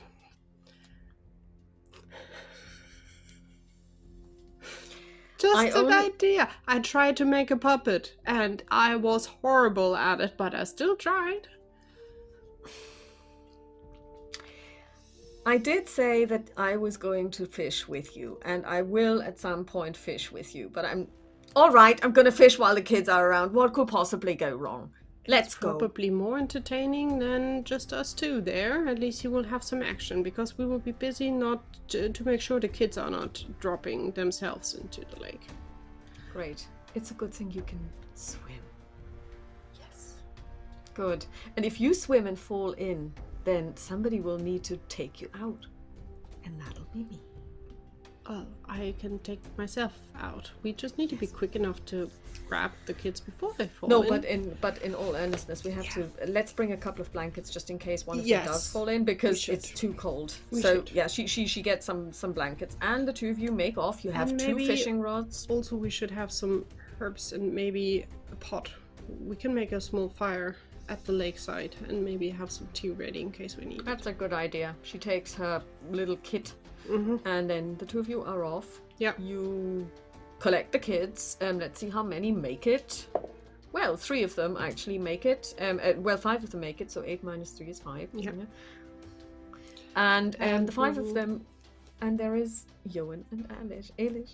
Good. And you knock on Sean's door. You were not wrong. Sean has been waiting because he produces the fishing rods almost immediately, and he's got a little bucket of worms, so he's completely prepared. Good morning. Sorry for being a bit late, but we had to collect a few of the little rascals. That's not a problem. I'm ready to go when you are. We are ready to go. And he walks ahead of you towards the lake on his end, with a spring in his step. So now let's see. Make a luck roll. Oh boy. Luck. I rolled a 77, which is a no. It's a no. Okay. Okay, so Eilish and Johan approach you. Mm-hmm. And they say, we did what you suggested, but we're really afraid to give it to her. Why? Will you do it? No. You go. And they... Come on. And Johan says, take it out, take them out. And Eilish produces 2 figures. They are smaller than the ones that they made yesterday. And they actually took great pains. And one of them has an eye patch. And they got some wool. And they dyed it your hair color. And the other one doesn't have an eye patch. And they painted kind of like the symbol of Of her goddess. Of her goddess, and the name escapes me, she will strike me down, onto her chest. And they gave her hair as well. Both of them are dressed. I will just look at them. They look amazing. Come on, show her. Come on. What if she hates them? She will not. I promise you. And I will just call out Siobhan. The 2 of them. Oh my god, 96! They almost die. You can hear Eilish kind of like trying to run away. One hand on each shoulder and just like shove them forward to Siobhan. Siobhan turns around and says, "Yes, what is it, Aisling?" Just a minute. We have two of the kids would like to talk to you. I will give them a stern look. She looks down and to shove them forward. We'll give Siobhan a big smile and a wink, and we'll move on. Okay, so you leave the 3 of them alone. Okay. Alone. So basically, Siobhan gets down on one knee so that she's level with their eye line, and okay, now make a okay. Let's see. Oh, you hear nothing. Unfortunately, I rolled a 1 on your perception. I'm fine with that. And you keep going with the rest. You're moving further and further away from them. Do you peek over your shoulder? I will peek over the shoulder to see how far off they are, because if not, I will ask the rest of the gang to slow down a bit, that we should stick together. As you look over your shoulder, I mean, a couple of minutes have passed, but not that many. You can see Siobhan holding Johan by one hand and Eilish by her other hand, walking towards you, not quickly, but, normal pace. Good. And the 2 of them look really relieved. and then she basically when you reach the lake, they're catching up. Good. And and then she basically says, "Just give me my fishing rod." And I will just leave the scene for Sean to explain and show, and I will help, but I will let him do the main part. He actually does a good job. So he basically sits with every child, shows them how to put the hook on the line. Then he shows them what to do with the worm. And then he basically waits for everyone to cast. And then he says, and now comes the hard part. Now we wait. And it's important to sit still and not talk. Can you do that for me? And they're like, yes. It's like, no talking. And he sits down, cross-legged, casts. And Siobhan sits down. Let's see if she can hide. Oh, 50, no. She is trying her best. She casts her line into the lake. And she tries to sit still. Yes, the word is tries. And fails comes after that. She's starting to fidget. She breathes in, she breathes out, she closes her eyes. And then you can hear, do you listen to what she's doing? Yeah, I will probably be more interested how she's holding up than my fishing line that is in, because I would have taken my fishing line. She is muttering to herself, find a sound, concentrate on, find a sound, concentrate on, find a sound, concentrate on. Yes, and then she falls silent. Let's see how she's doing. No way. She has not enough willpower to pull this off. And yeah, and she's sitting there, and I could imagine at the same time also some of the kids probably are like, this is taking so long, when will the fish bite? Well, actually I rolled on your luck, and we have at least, let's see how many bites we have. Well, we do have 2 bites. Good. But the thing is, so the first one, basically then Sean says, okay, pull it out, and he basically helps, but the fish escapes. So basically sometimes they jump off the hook, but the other one is lucky. And yes, they do get a fish. Good. And everybody's kind of like excited, because you know how they wiggle and move, and then comes the hard part, because you have to kill it. And then Sean is like, so this is very important how you do it. You do it quickly and with one blow. And he has like a big stone in his hand. And he says, I'll do that because you need a heavy stone. And he just basically kills the fish. So the kids know where their food comes from. It's not like the kids nowadays. No. But obviously this thing of realizing we will have to do this as well, that's a different ball game, you know. So this is something where you do feel there is some awe-inspiring, this is an awe-inspiring notion. But you once said that you should never get used to killing. So in a way you feel that this is how it should be. So there is no one who's kind of like gung-ho about killing an animal, but realizing at the same time that if you're going to fish, you will have to do it, otherwise you will never be able to eat the fish.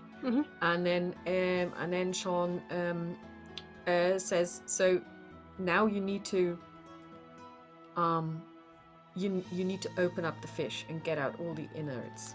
And what you do is you just throw them in the lake, because there are other fish in there that will feed on this. That's very good.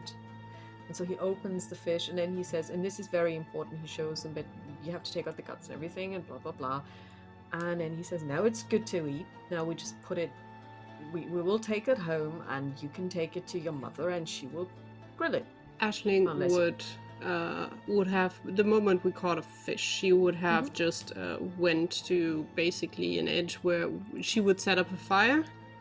Yeah, you had already set that up. Exactly. Yeah. And she would just nod to Sean, we still have some time, we can cook it over the fire and just share it. Oh, even better. You go to Aisling and she will show you what to do. because So fish... do you take a stick or... Yeah, just a stick and basically roast it over the fire, because fish should get quite quickly through over fire. So she would sit there and she would show the kids and would also let the kids turn the fish. And when it's ready, everyone would get a little bite to enjoy the freshly caught fish. That was okay. It's still an 81. You didn't catch anything. I'm fine with that. However, on a 20, Oh God, Siobhan does. Siobhan is completely surprised. She's like, Aisling, I think I caught a fish. Be careful, but pull it in bit by bit, by bit. She tries to pull it in, and she does at an 18. Ooh. She pulls it in, and it's a fish. So basically, she says, "Okay, give me that rock, please." I'll hand her the rock. She's done this before. She does it, and then she says, "Well, do you want to show the kids again how to open it up? You know that I've never done this and I can't, but you could show them again." Yeah, I think repeating that would help. So I would call over the kids. Yeah, they come. And then, okay, so tell me, what did you learn? What do we do with fish now? And the kids make suggestions, and so basically, as a kind of like a group project, you open up the fish and you take out the innards and you throw them in the lake, and then you grill it. And you did spend several hours, but it's still kind of like only 3 o'clock because you started early. Yeah, now they got a bit of food. Earlier they got a bit of tea, so that should be good for the kids. And you make your way back at some point. And I will walk next to Sean. And we'll be, thank you so much. They really enjoyed this. And we even caught a fish. Well, no, I didn't. But then again, I didn't really think about it either. Me neither. I was more looking that no one would fall by accident into the lake or something like that. I'm not sure who enjoyed it more, them or me. It was fun. They are really lovely kids. Little devils sometimes, but good ones. So we should do that again sometime. Yes, definitely. You can also grab or just offer that even without us. Just thinking ahead. Why not? I'll just tell them that they can come by anytime. Yeah, and I think, as I said... If I'm in, I'll happily take them. And I think the parents will be happy if they learn how to fish. That is always useful. Yeah, and the next time they can take the catch home. Yeah. We'll just, prepare it. And then they can take it home. It's always good to have something else on the table. Awesome. And he basically extends his forearm to you and grabs yours and shakes. And he shyly looks at Siobhan and wishes her a pleasant rest of the day. And then he steps inside with the fishing rods, and the kids disperse. And you two make your way home. How did you like the gift? You knew about this? Though honestly, I had no idea what kind of dolls they would make. I'm quite surprised. They asked me to give it to you because they were scared of giving it to you, and I told them they had to give it themselves. What is it with me and scaring people? Again, I am so innocent. But they were not very innocent. Small. They played a prank on you, so you would have all the right to either be angry or play a prank back. Maybe I should. Maybe. I think they just felt a little bit bad on playing a prank on you, which is good that they had this little bit of, ooh. Well, now we've got our likenesses taken, and she takes out the dolls. This one, they even got the size right. See, this one is taller than this one. They got the sign quite right on your chest. Yes. Yes, the Priestess Varna's symbol. I am very impressed. They have really been paying attention. They have. Let's put them on the shelf. Yes. We would have like a small shelf where there are a few things on there. You have a mantelpiece. A little bit of mantle, and we would put it on there. Yeah.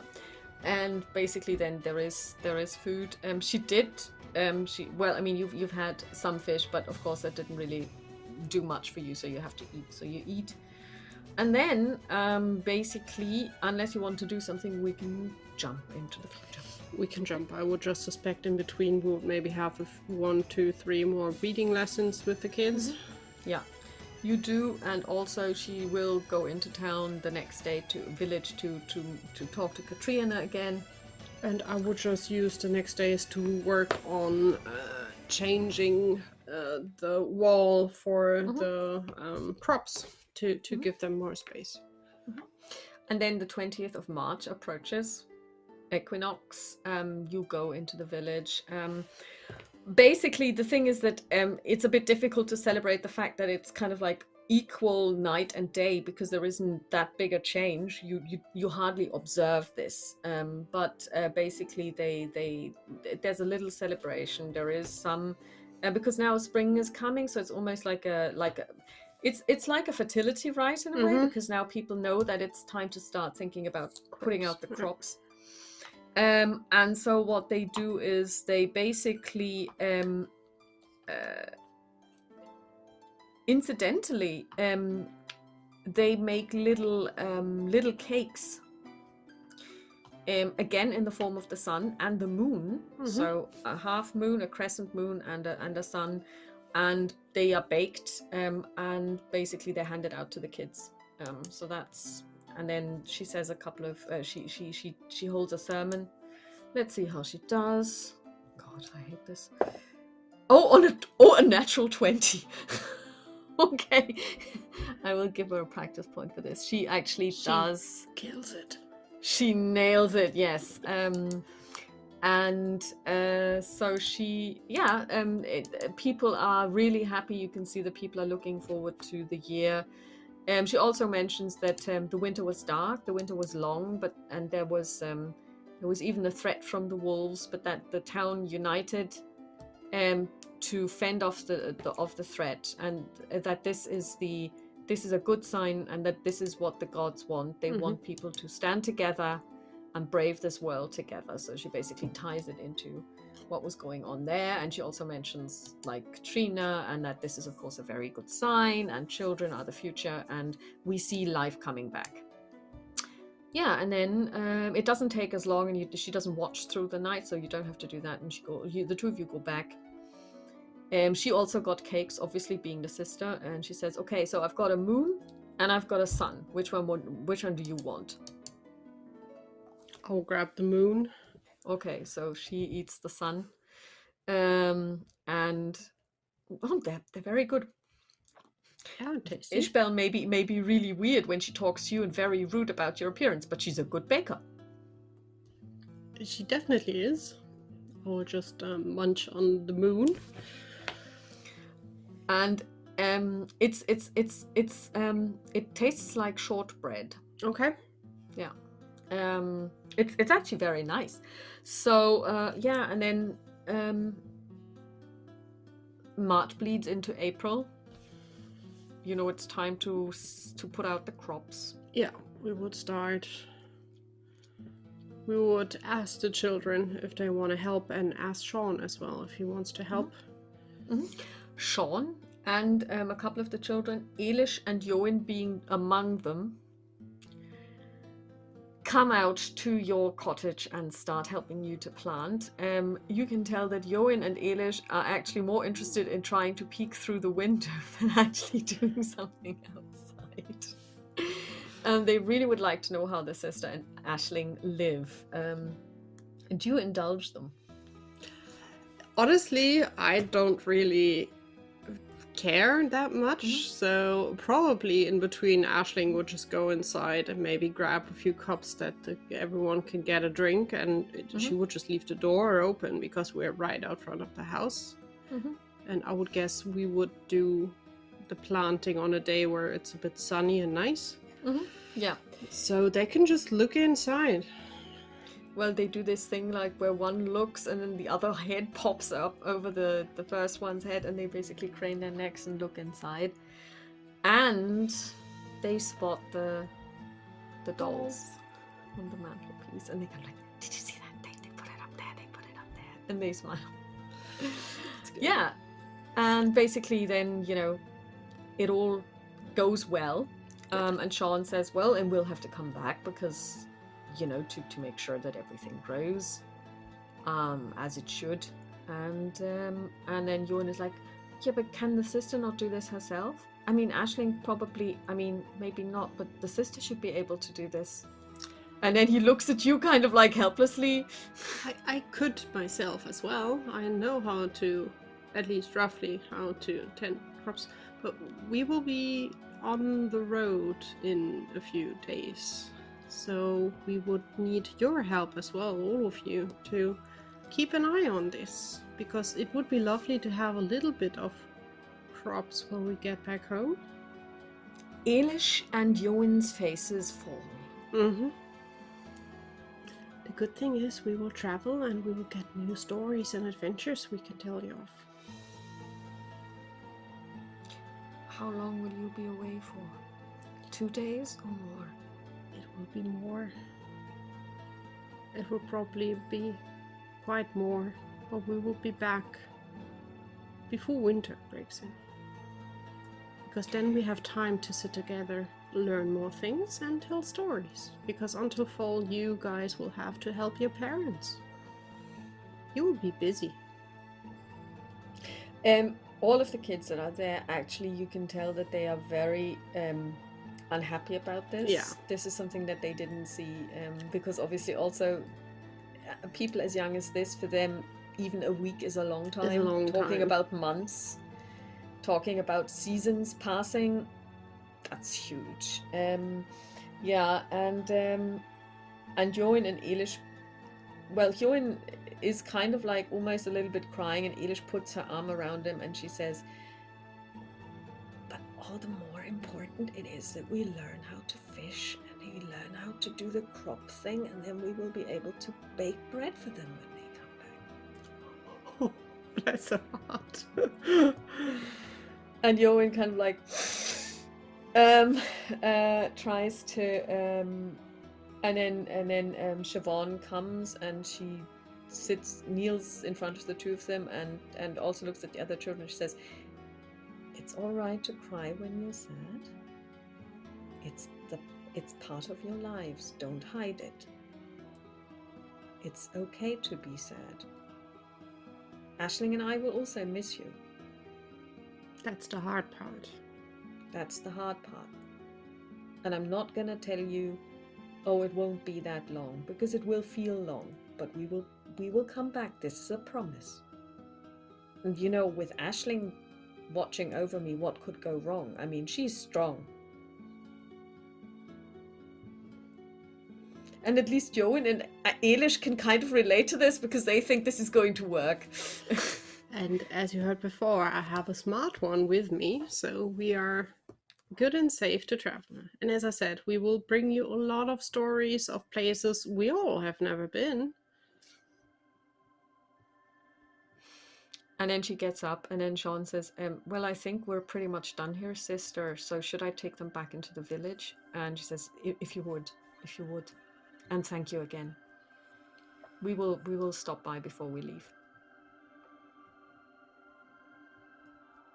And he says goodbye to you, and so they literally walk off. not into the sunset because that's the other end of the glen that you're in, but they walk off.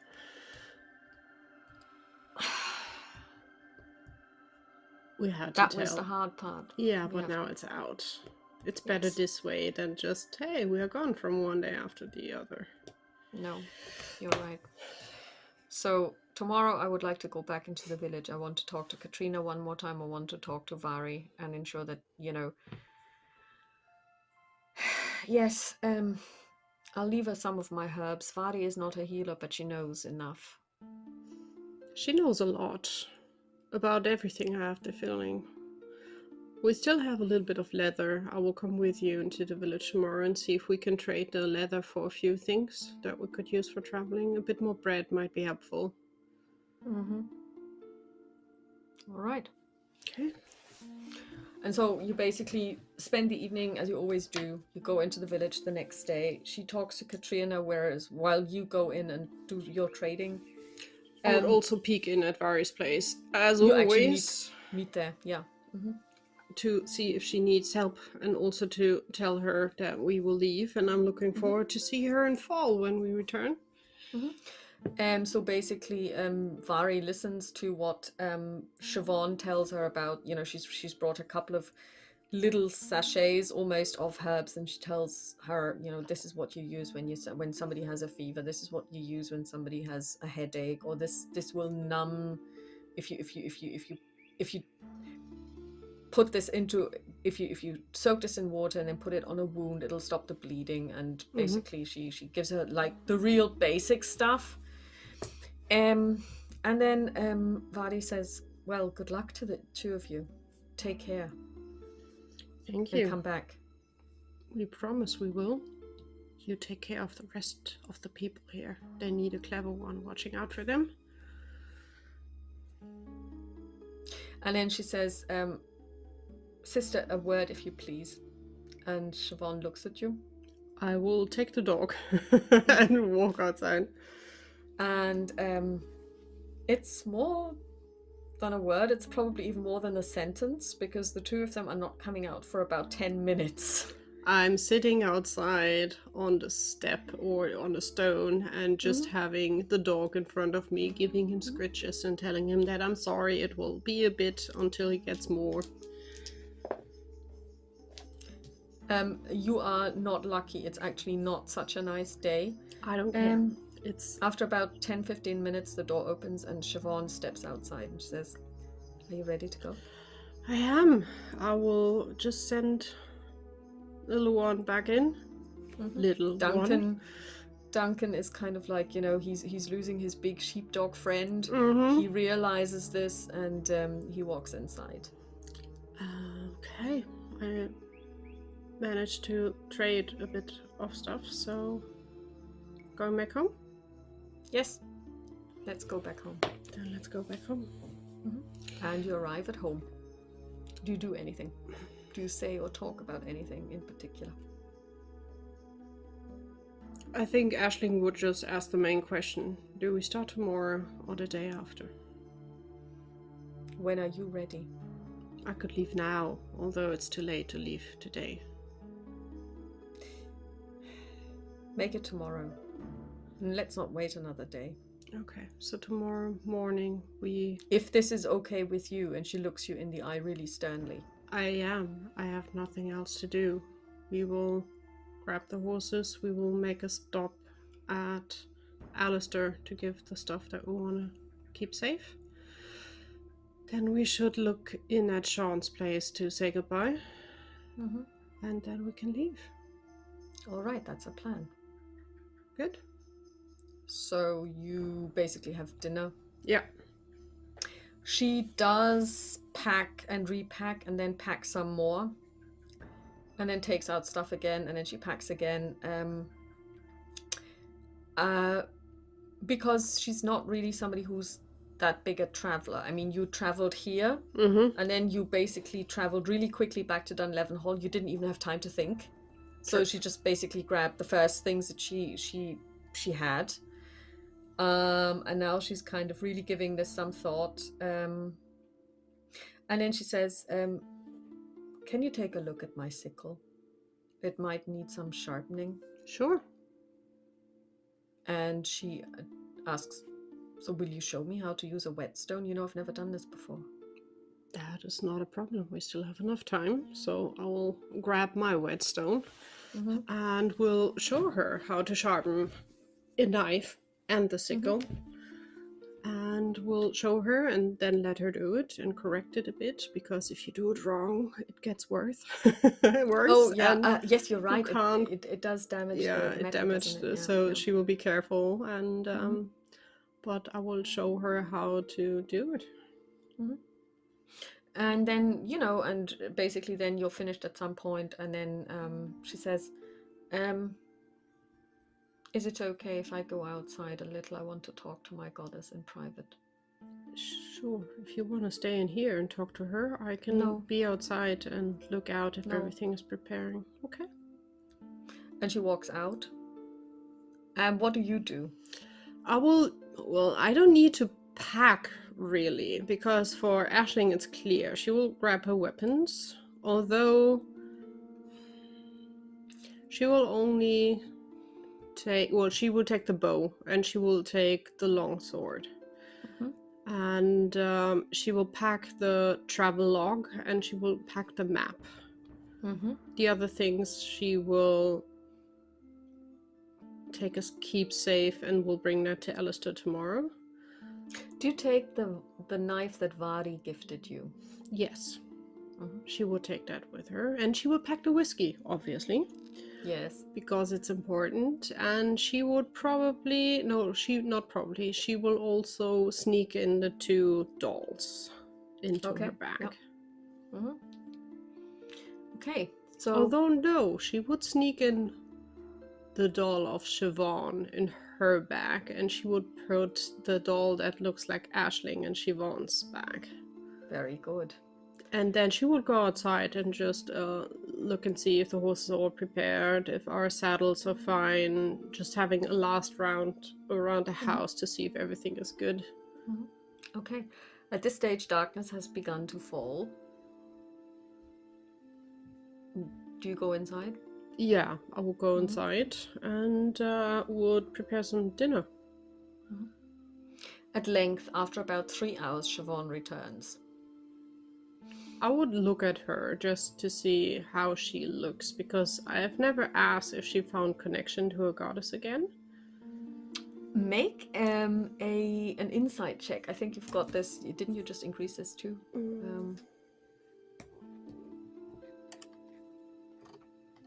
I think you worked on your mention canvas, didn't you?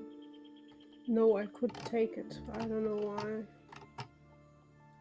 Oh, you don't have it? I don't have it, and I could not take it as additional thing. Okay, yeah. So basically then just give me a roll on, well, I suppose, intelligence.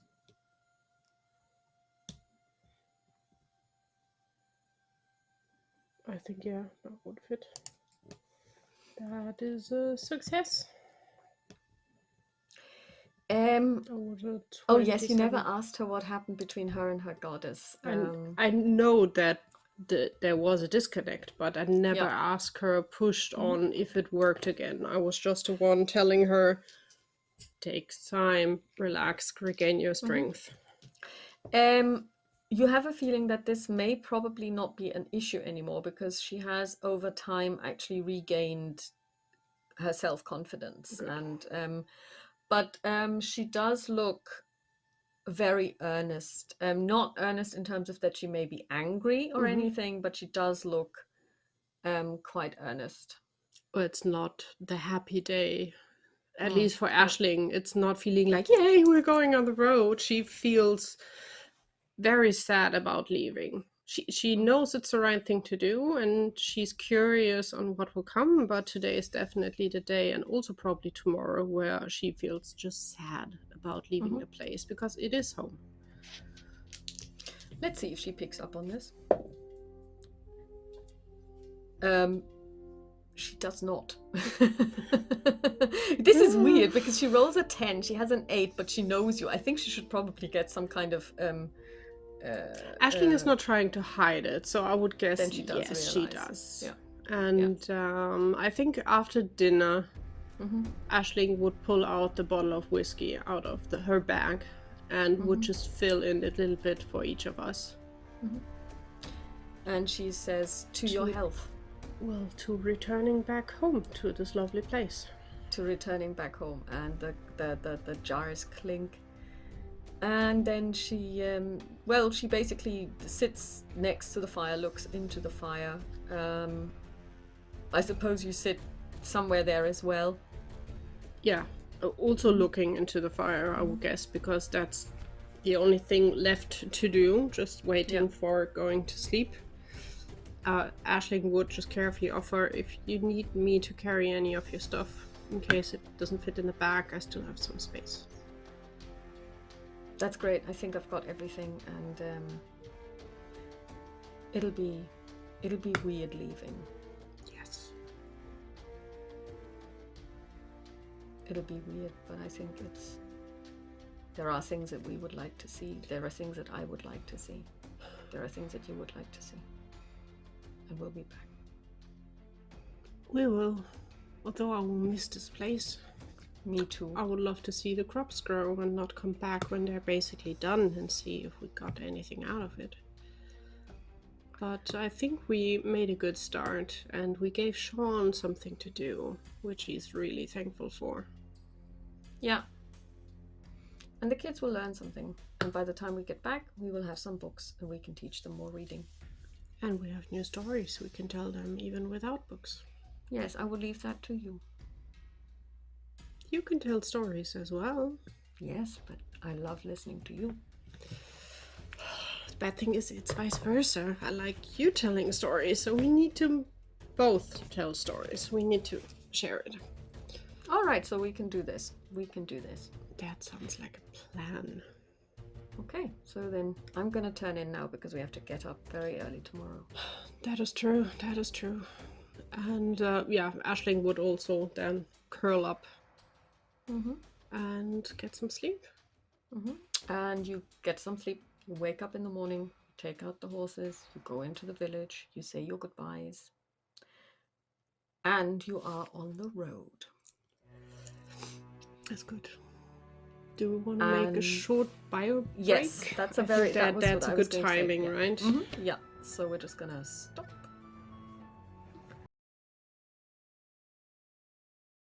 Okay, so since we didn't have any video to accompany the first 2 hours, we will now have video and sound.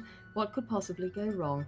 Okay, so you are on the road. You know that it's gonna take you, if you were to go to Dunlevin Hall, it would be around 6 to 7 days, but you're gonna basically travel, let's say, for 5 days in that direction. Then you're gonna veer south. As you come closer to the place where you're going to go south, Siobhan says, do you want to write that letter to Tabitha? We could drop it off in that village, and they could take it there. You should drop it off. I want to stay away from it just in case. No, I mean, I meant we could give it to somebody in the village and they could take it to the hall. Okay, good. So when we make camp tonight, we will just check it. Yeah. What you want to write, and then we will see. Okay. Yeah. So you make camp. We do. She finds no water.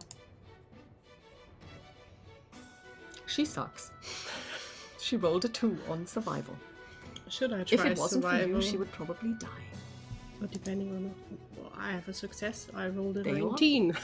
Well, in that case, you get a practice point. And we saw how useful they were earlier today. Also with a 19?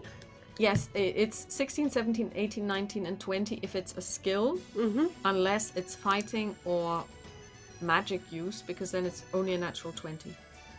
Because they assume that you use them a lot more frequently. Okay.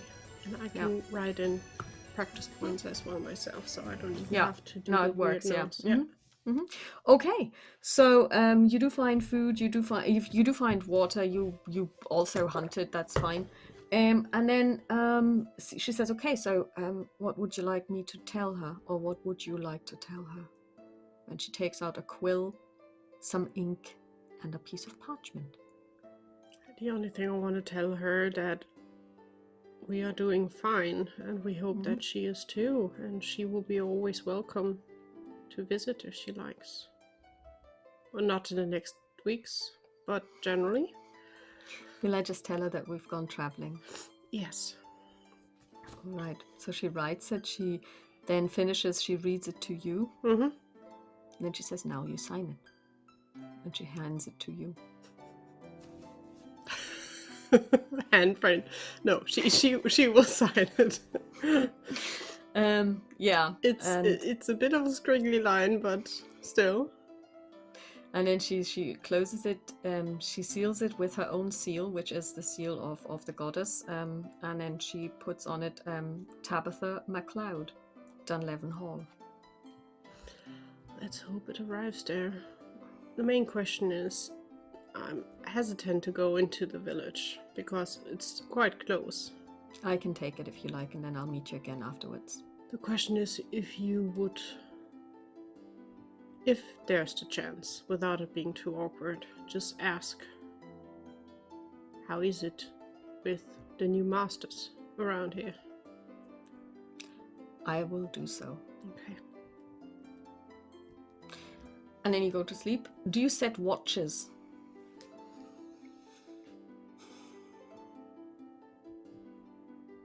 Probably not. Mm-hmm.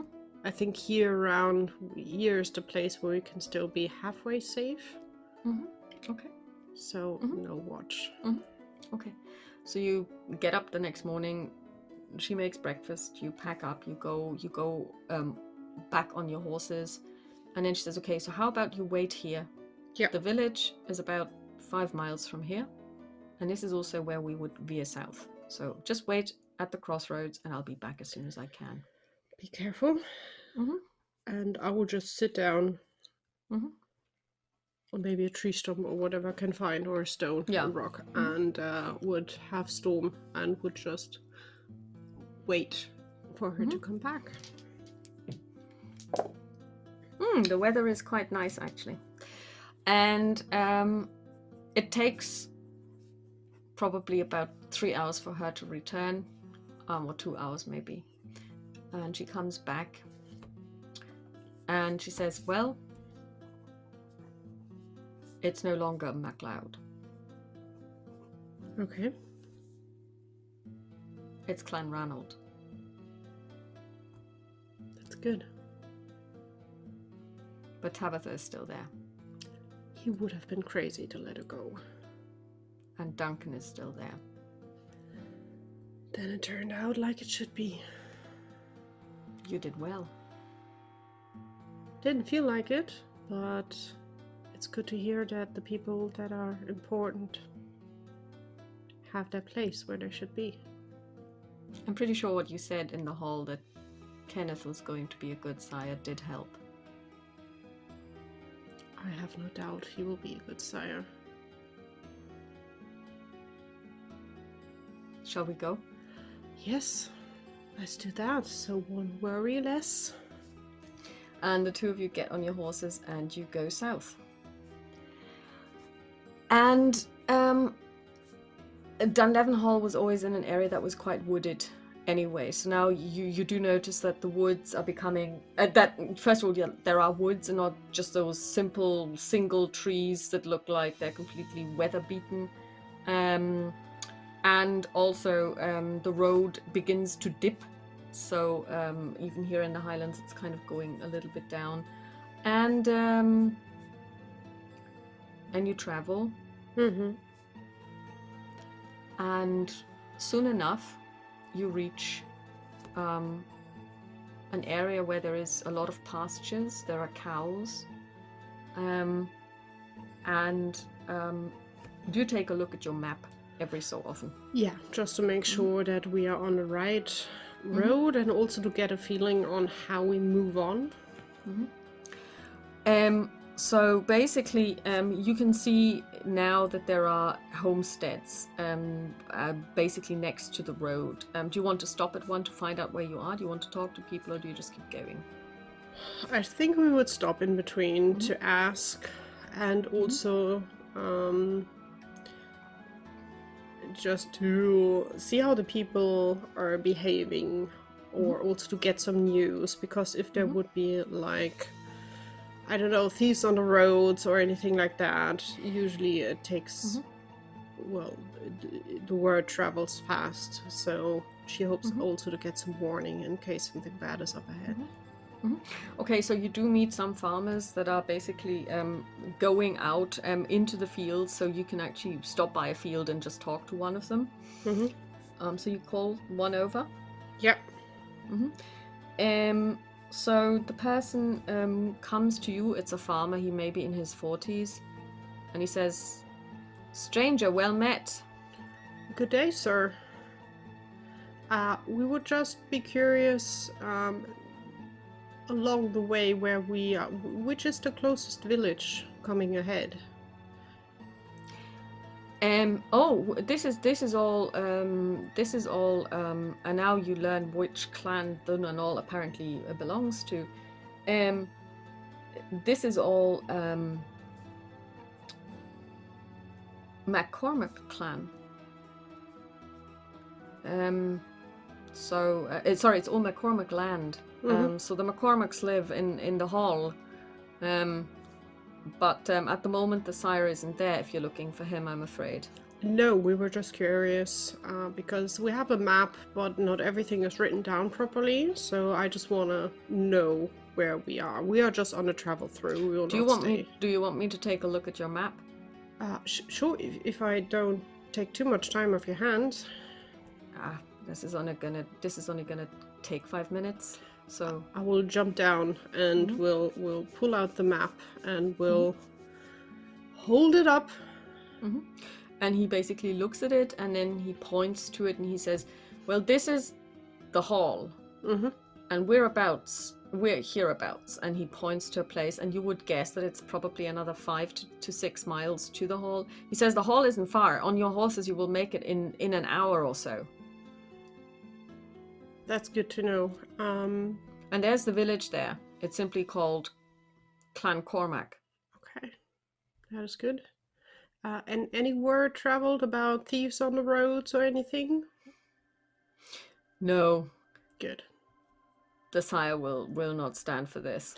That was what I was hoping for, but it never hurts to ask. No, it never hurts to ask. It never hurts to ask. Where are you from, by the way? You sound like you're not from here. Well, we are from the north, and she would point to where our house would be, just around the range, so from up there. Oh, from the mountains. Yes, and we're traveling south, so still a bit up ahead. But thank you, good sir. Then. And for you, well, may the fields and the crops grow in a big way this year. And Aisling says, "May the blessing of Vana be with you." And then he realizes who he's talking to and he bows really deeply. I will fold up the map carefully, put it away, and we'll get back on Storm's back and we will move on. When we are out of hearing distance, Aisling would just talk to Siobhan. I don't want to go... I'm still hesitant to really go into villages or to even go into the McCormick Hall. I understand. I'm pretty sure we will just go into the fields and go around it. Yeah. Maybe we will need to lead the horses. We will see how the land is. Worst case, we will walk a bit and lead them. But we're still too close to Dunhaven Hall. The clan people talk. Of course. Good. I'm sorry. I know maybe getting a nice bed would be something, but I think it will have to wait for a few days more. I don't mind at all. I don't mind at all. And you basically then because you have a feeling for distances. So you would say after about 15 minutes or 20 minutes, you decide to look for a place where you can easily leave the road, because obviously there's also like a ditch to ensure that the water doesn't accumulate on the road, and you find a place where you can lead. Apparently, obviously, people need to get to the fields, and sometimes they have ox carts, so sometimes it's almost like the ditch is underneath, so it's like a little bit of a sewage tunnel kind of thing, and there you can easily cross into the field. And you lead your horses because you can see that it's been tilled. So riding is actually a bit difficult because they really have to find their footing. Yeah. It's quite uneven. And you lead the horses. And then you can also, then at some point the houses come into view, but there are, you can basically just cut cross country. And you do.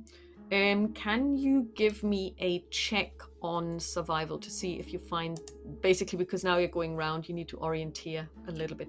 It's a success. I Excellent. Got a 14, okay, so 20, 6 in the end. Brilliant. So you make it easily back onto the road. You don't lose a lot of time. I mean, you do lose a lot of some time, but it's not like you're getting lost. And then you can find a spot where you stay the night. So actually here are some lean-tos as well, because there are also some sheep out there, but they are not using it simply because it's warm outside, and you can sleep in one of those lean-tos. We would do so. And again, without taking watch, the only thing Aisling would do, she would make sure the horses are staying with us, because she knows if danger comes close, the horses will make a sound. Yeah, they will fit into the lean-to with you. It's going to be cozy, but then again, it's also quite nice and warm. So it's because the nights are still a little bit chilly. It's now in April. Yeah. Okay, so you basically then have dinner, you go to sleep, and the next day, let's see how the weather is. 85. Okay, it's starting to rain a little bit. April weather. April showers bring May flowers. Well, it's good for the crops that it rains, so...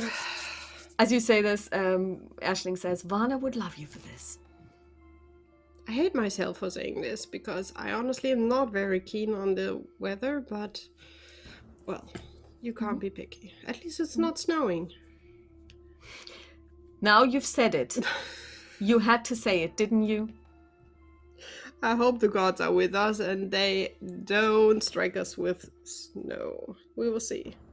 Okay, so you travel, it doesn't snow, you travel 3 more days, and then you come, you know that now pretty much during the next 2 days you will reach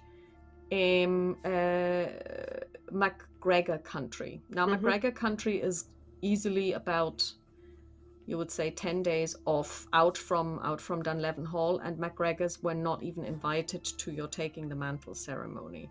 Good. So I leave it up to you if you're going to venture into the village that is associated with the hall, or if you walk past it. No, I think there would be the point where we would enter the village, also to see if we can help someone and maybe get a bit of bread or anything in return. Okay, so basically the village is big. It's pretty much the size of Dunlevin village, if we want to call it that. And it's quite bustling, of course. People are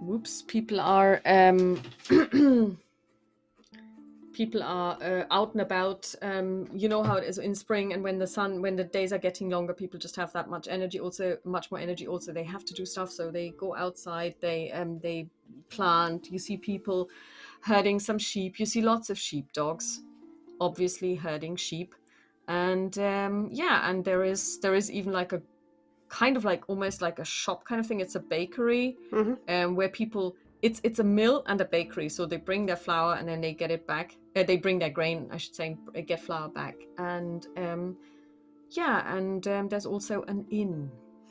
The inn would be the one to have a peek in and see how much would be a room. So you step inside and you see quite a lot of people. They are celebrating something. Oh god.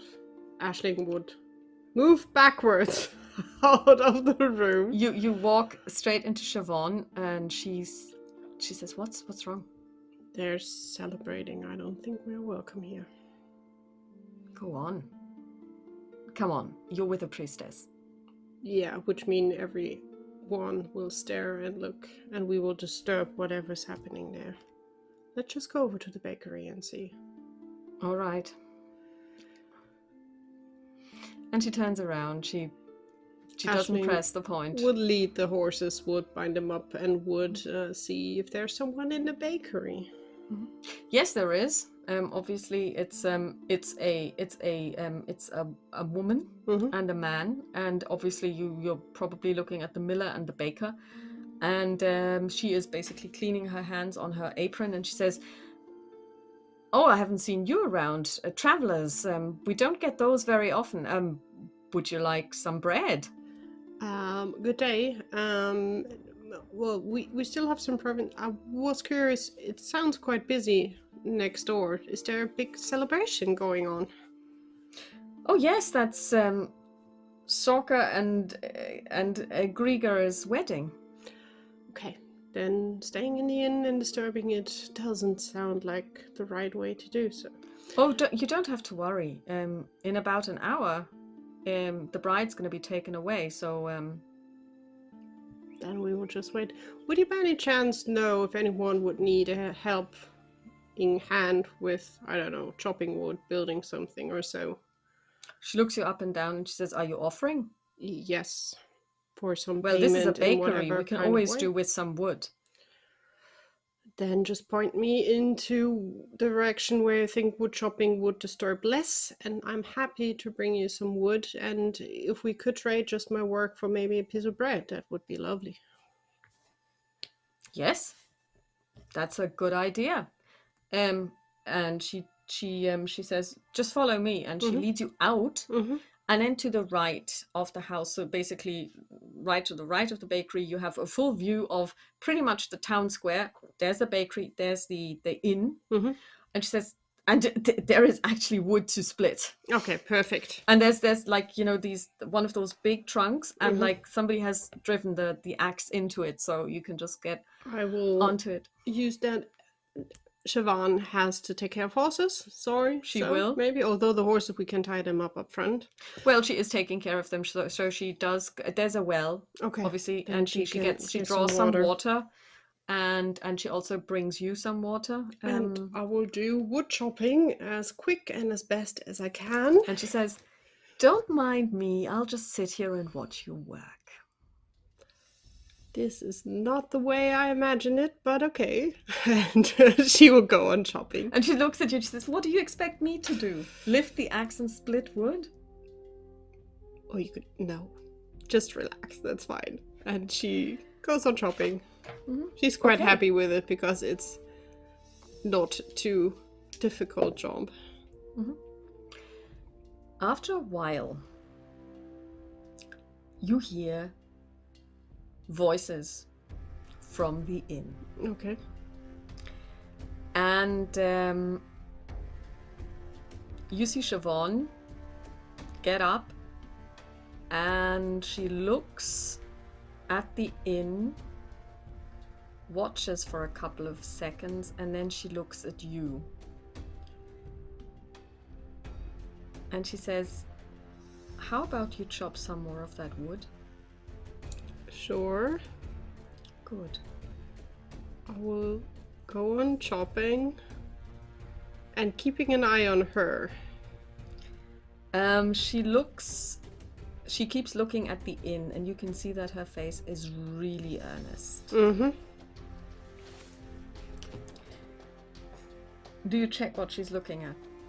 I will peek over. I'm not sure if I will see anything, and with the chopping of wood, I'll probably not be able to hear anything.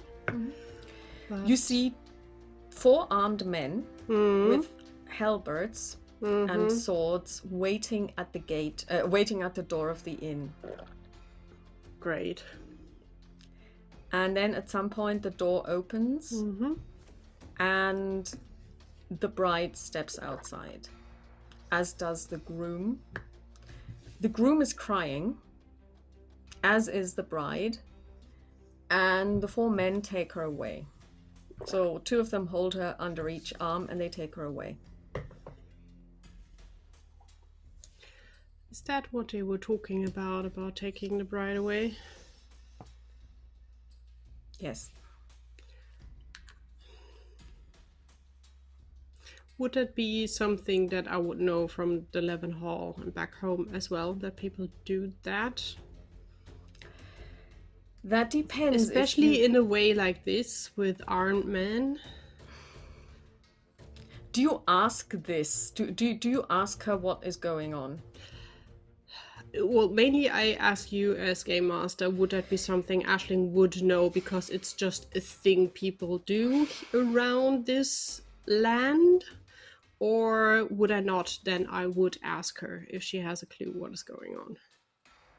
Because I'm not sure if this is a thing that would be happening in the 11 hall. Let's make a luck roll to see if this has Okay. happened before and you noticed.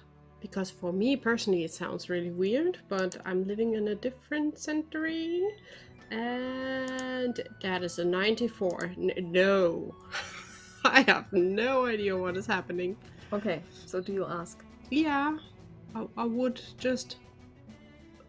You don't have any idea what's happening there. It looks weird.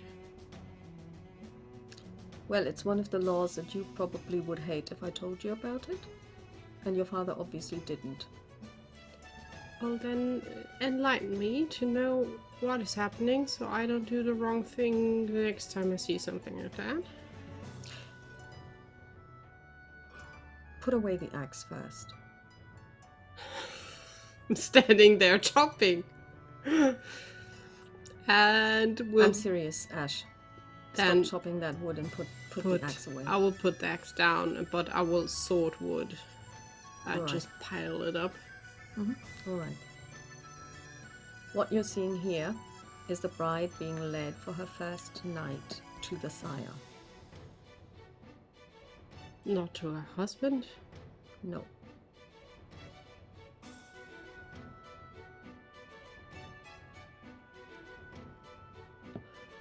What a nice place. It's no different from the 11 hall.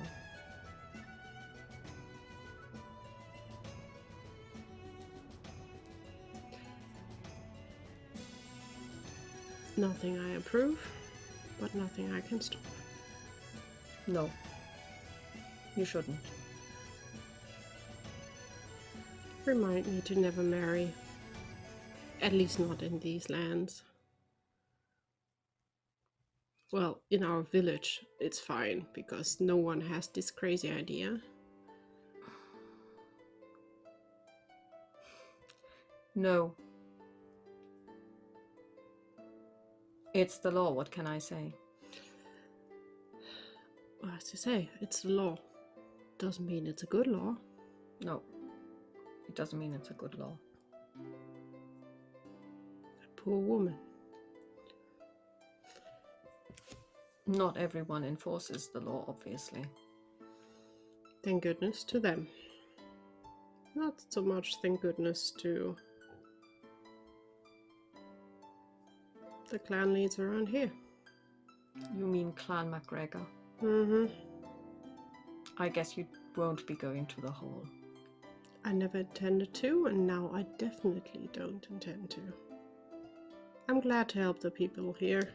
It's not their choice. And then we grab what we can, and I highly doubt we will be able to pay for a room in the inn. We can ask if there's anything we can do, but a bed would be nice. Can you wait for me a little bit?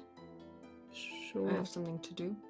Do that. I will carry the wood over to the bakery. Mm-hmm. She turns around. Do you watch what she does? Aisling is tempted, but then she's rather, I probably don't even want to know. So she will just focus on checking that the horses are tied up, probably at the side then of the bakery in the mill, and would start carrying wood over, and would just peek her head inside and would just ask where they want to have the wood. She basically points out where she wants the wood. I will carry it over and just put it up quite neatly. And she looks at you and she says, well, you did really well. And she says, please pick some. And she points to bread. I would just pick one bread. I would be like, thank you very much. That will help us during the travel. Yes, but there is two of you, and she takes another one and gives it to you. Oh, thank you, just for wood chopping. But well, thank you very much. You're a traveler. You're a guest. Well, not all places are friendly to travelers like that. But well, I'm pretty sure that the inn will have a good room for you. Yeah, we need to see if they do. and if we can afford. But thank you so much, and Thank you. have a lovely rest of the day. You too. And And I then will you hear her husband, or the male person, probably her husband, say, "It looks like the bride is gone." And she says, "Already? That was fast." And you step outside. Yeah, taking a deep breath. Stepping outside, I will pack. I could imagine that we have kind of bags over the saddle, just in the back, where we can store some food as well. And she would put one bread in Percy's bag and one in Storm's bag. And I would just wait. Just stand with the horses and wait until Siobhan comes back. Siobhan is gone for a good 30 minutes more. She comes back and she says, "So what do you want to do now? Do you want to stay at the inn or do you want to leave?"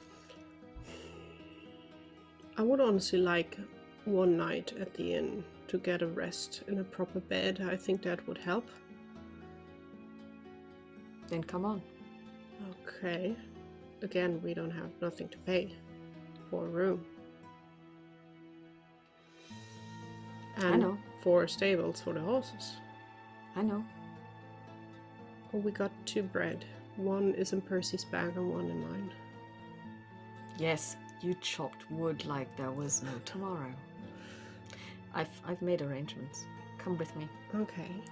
Well, I had enough training for Barry to chop wood for her all winter. Yeah, and you have not lost that training. No. And she says that I will just follow Siobhan while we talk. We have to stable the horses ourselves and look after them, but we can stay. They gave us one room. Okay. Awesome. Do I even want to ask how? Well, I spoke to the groom. He needed some guidance.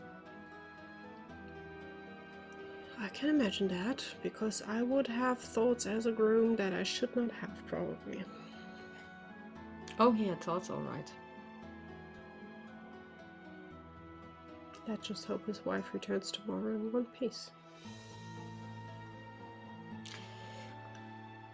It's likely that she will.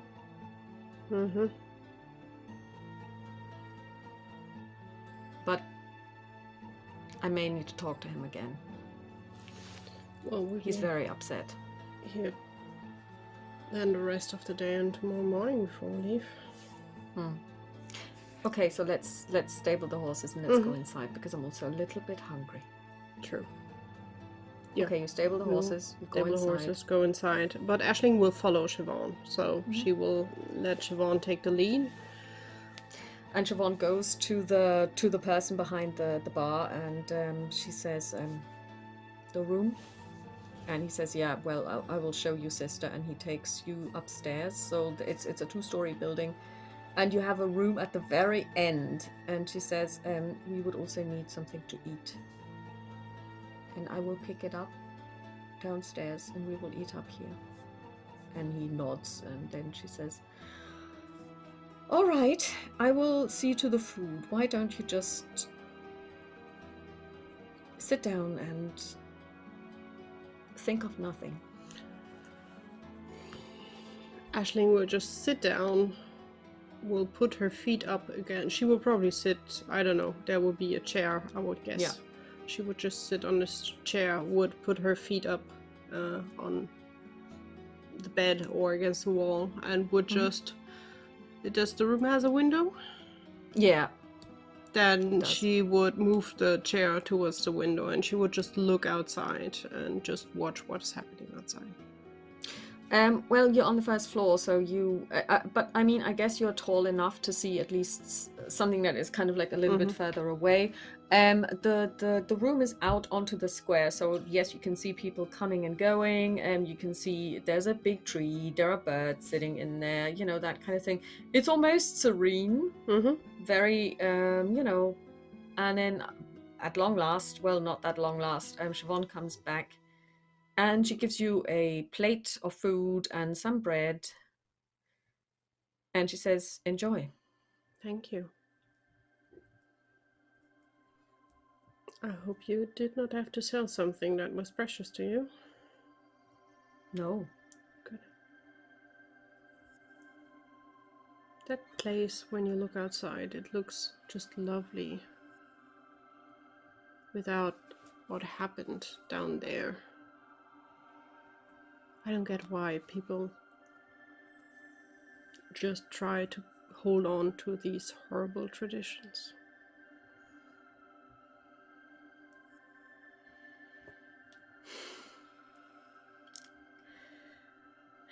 Yes, you were always different.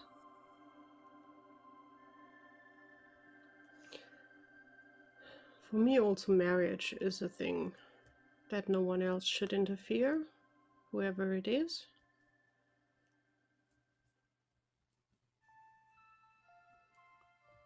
And I don't understand why sires would do, because it shows kind of weakness, not strength. She looks at you in silence, and she says, "That's an interesting thing you're saying there." People could be mean and say he doesn't have another way to get a girl into the bed. I'm pretty sure he's married too. Then 2 women will suffer tonight in different ways. Although maybe one. Do you really get used to it? I highly doubt it. You can arrange yourself with it, but you can't get used to it. Except you don't care for your husband. Well, I suppose the only person you could have asked is no longer with you. Well, I would be curious if my mother had to go through a similar thing. I highly doubt it. Probably not. She married into royalty. Yeah. Well, thank goodness this is not my place to live and not my home, because I'm not sure I would be able to Contain keep my yourself cool with it. But as we are only guests and we will not stay long, I'm very sorry for the bride and the groom, but it's not our place to change the world here. No, it's not our place to change the world, and I'm really glad that you're taking it so well. Too, but I know it's not helpful, and they would not care.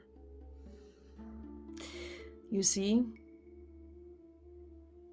you are very strong. I'm pretty sure that this would be just what your special friend would really be looking forward to. Me causing you trouble. lose your cool. Yeah, probably. You're doing well. Well, the good thing is I still have a brain that works, even though sometimes it's not working as well. But we are on a travel through, so... There's still a couple of hours of daylight left. You want to explore the surroundings a little? We could go for a walk. Like, sometimes just being in nature. Why not? Let's walk a bit. The horses can rest. We can use our feet. We haven't done too much the last days. And then get some sleep, and tomorrow morning we can get back on the road and leave this kind of beautiful and kind of horrible place. All right, so you go for a walk. There is a temple. She looks at it and she says, "Do you mind if I go in?" Be free. Do you want to come with me? I'm not sure if I will be welcome. Why not? She will point to her neck. I don't want to... Just go inside. I will just look. What do you think is going to happen? You go up in flames? Well, that would be a nice way to go out, at least. Then the gods would win and not them. Come on, let's go inside. I will just take a chair or sit on a bench and just wait for you. You don't go up in flames. That's good to know, because this is the first, holy kind That of is true. place This that is the I'm first time you're entering on now. consecrated ground since you've received this, whatever it is that you have received. Yeah. And there is a father there, and she basically talks to him. He blesses her. He looks at you. Aisling would have really just walked inside and would just have looked for either a corner to stand in and wait, or like a chair or a bench to sit in, depending on if there's something set up. Yeah, there are some pews there. Then she would just sit there and would just be waiting for Siobhan to be ready. He comes towards you. She basically goes off to pray, and he comes towards you. And he says, "Daughter, welcome to the temple." Day, Father. Thank you. And thank you for giving her some time to pray. Will you not join us? No, thank you. That's her thing to do. He nods. You know that the gods will listen to everyone. Most important, they listen to her because she's a good one. He looks at you,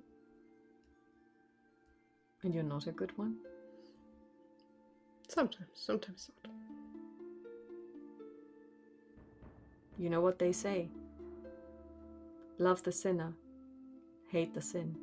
The gods love you.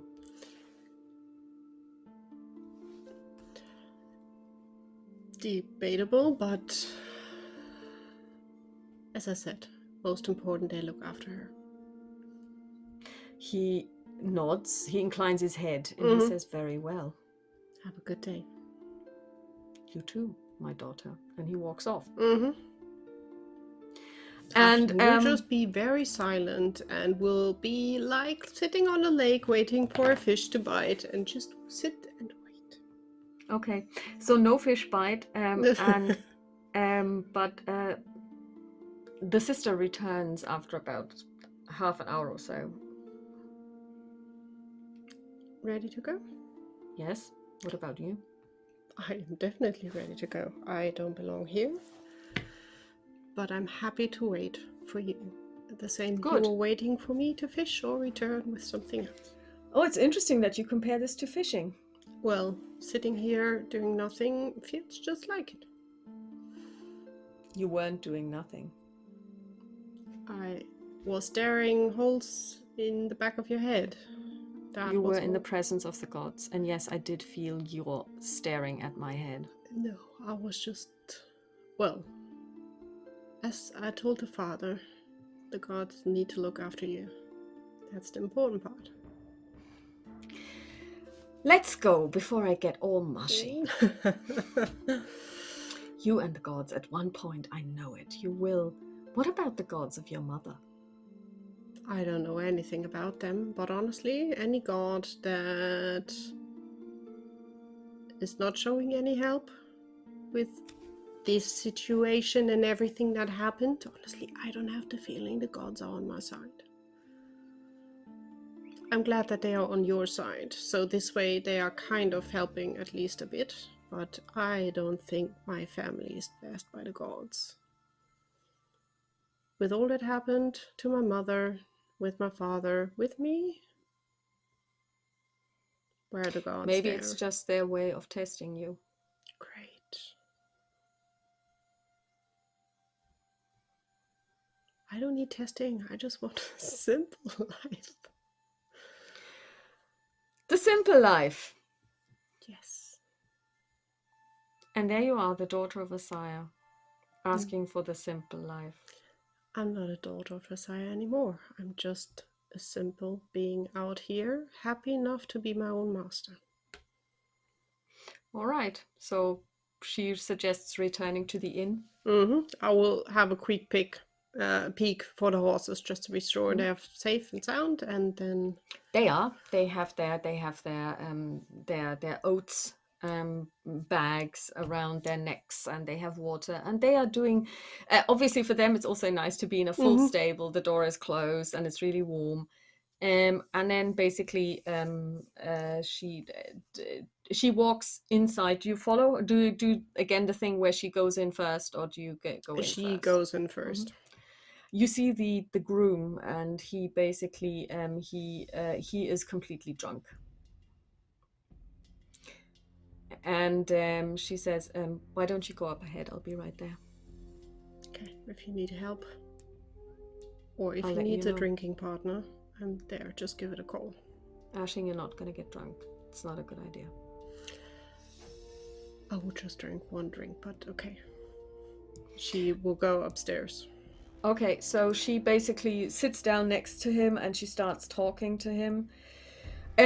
What do you do while you're waiting? Or do you just go to bed? I think she would have a few minutes of time to look outside.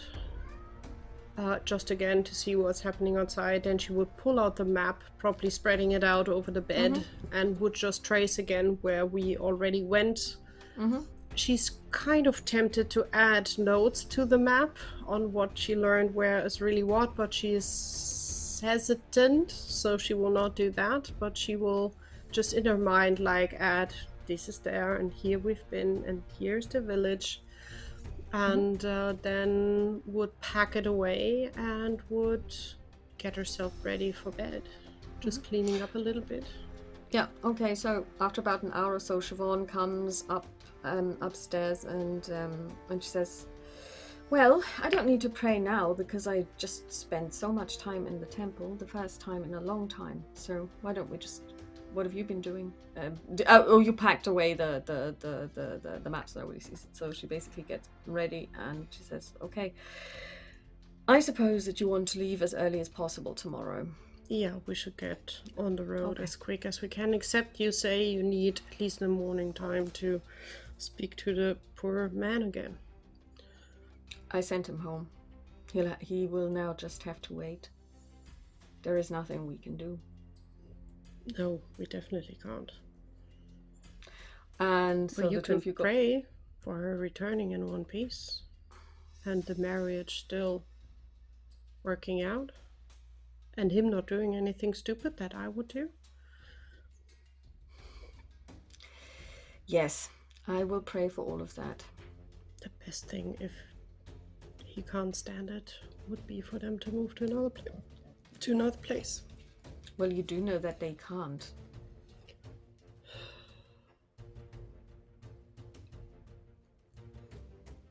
They won't.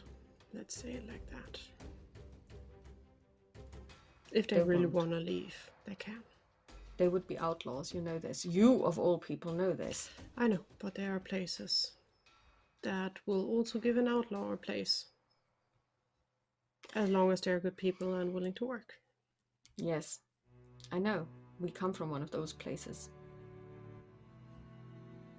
But well, everyone has to decide for themselves how they live their life and move on. So the two of you go to bed. Mm-hmm. The morning comes, you pack up. She has organized some food. It's porridge, but you know, then again, that's going to set you up for the rest of the day. You get your horses, you leave the town, you leave MacGregor country. Yes. And the next stop is really, well, it says it's a city. It's Crossing. And you know that you're about 8 days or so from Crossing. Mm-hmm. You also know that there will be a couple of farmsteads between. Now, Crossing is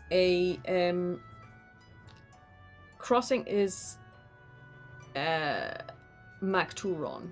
So, and it's actually where the laird sits. Mm-hmm. So, the Macturon laird, you know about the Macturon clan, and you know quite a lot about them, and Vardi is actually of their clan. They are really powerful, and they have pockets of clan members everywhere. Okay. They're very old, and they're very rich.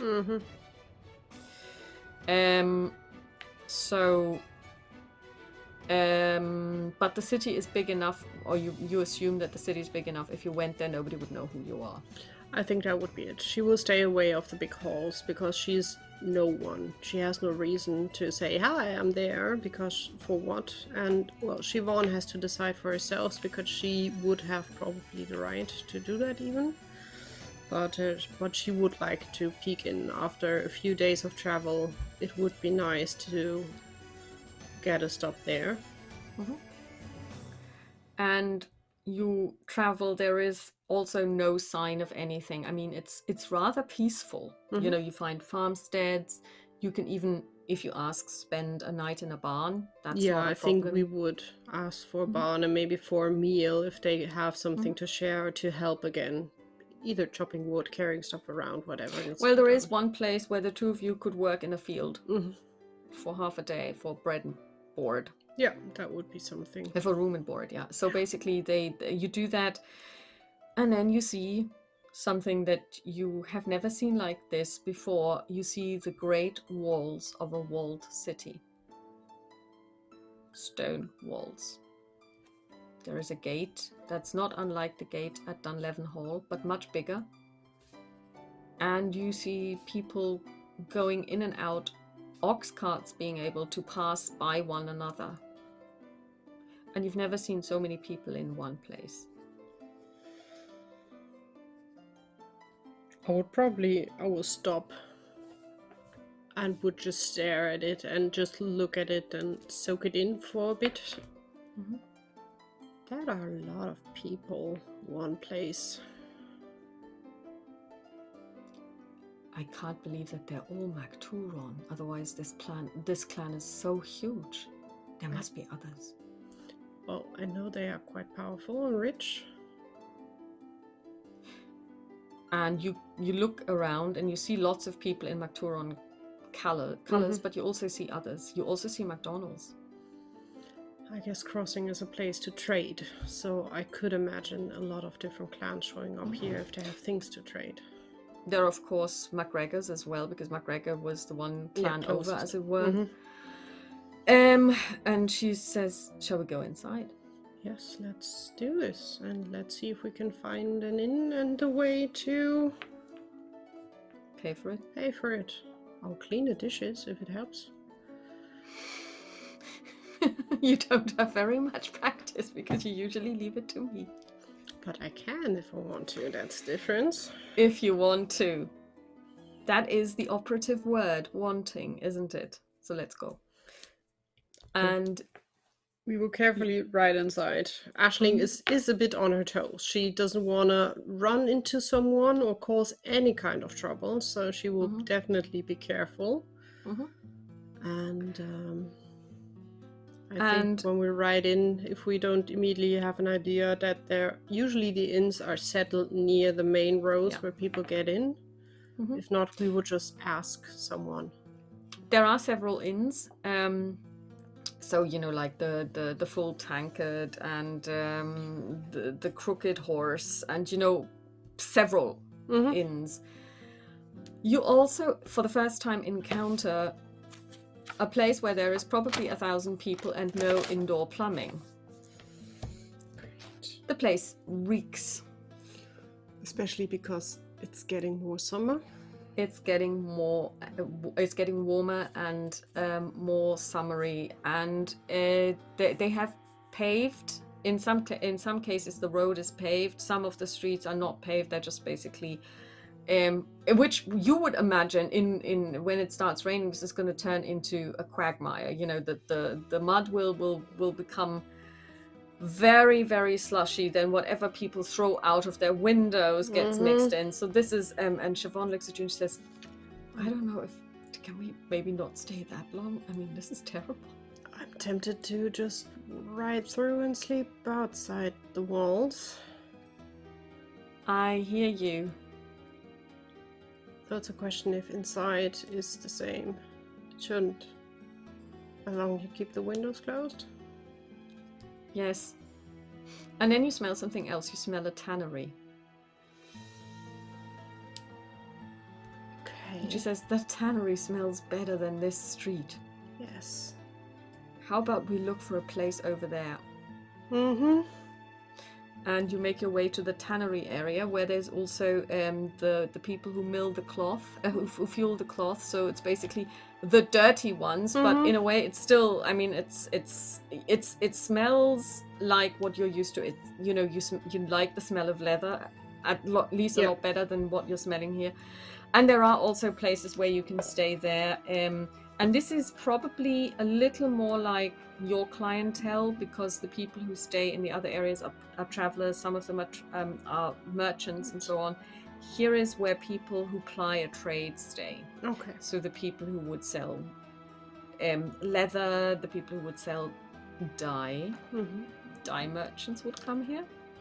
Let's just hope we don't see a face we know. And basically you can stay here. You can find a place.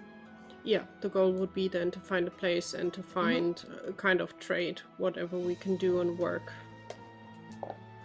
You do get offered a job. That job is actually quite laborious. They want you to help them hang up and these are, the leather you had were like rabbits. They have cows. Okay. So that's huge. And they need somebody to hang them up, and that's actually quite taxing work. Do you take it? Yes, I would take it. Siobhan looks at you and she says, that's going to break your back. You have to be careful. I will be careful. You can maybe look around if there's a temple you want to visit. I will, and I will pray for you. I will pray for you. Please don't get lost. And please don't stumble. You don't want to fall on these streets. I agree. So you select one of the inns, you stable your horses. Yeah. You do your job. She goes, and this is actually going to take you several hours. This is not easy work. That's fine, as long as we get a bed and stable and maybe some food out of it. You do get 2 silver for it. Ooh. And yes, in a way, that's more money than you've ever seen, kind of like in one piece, because Dunlevin Hall, of course, was in itself money.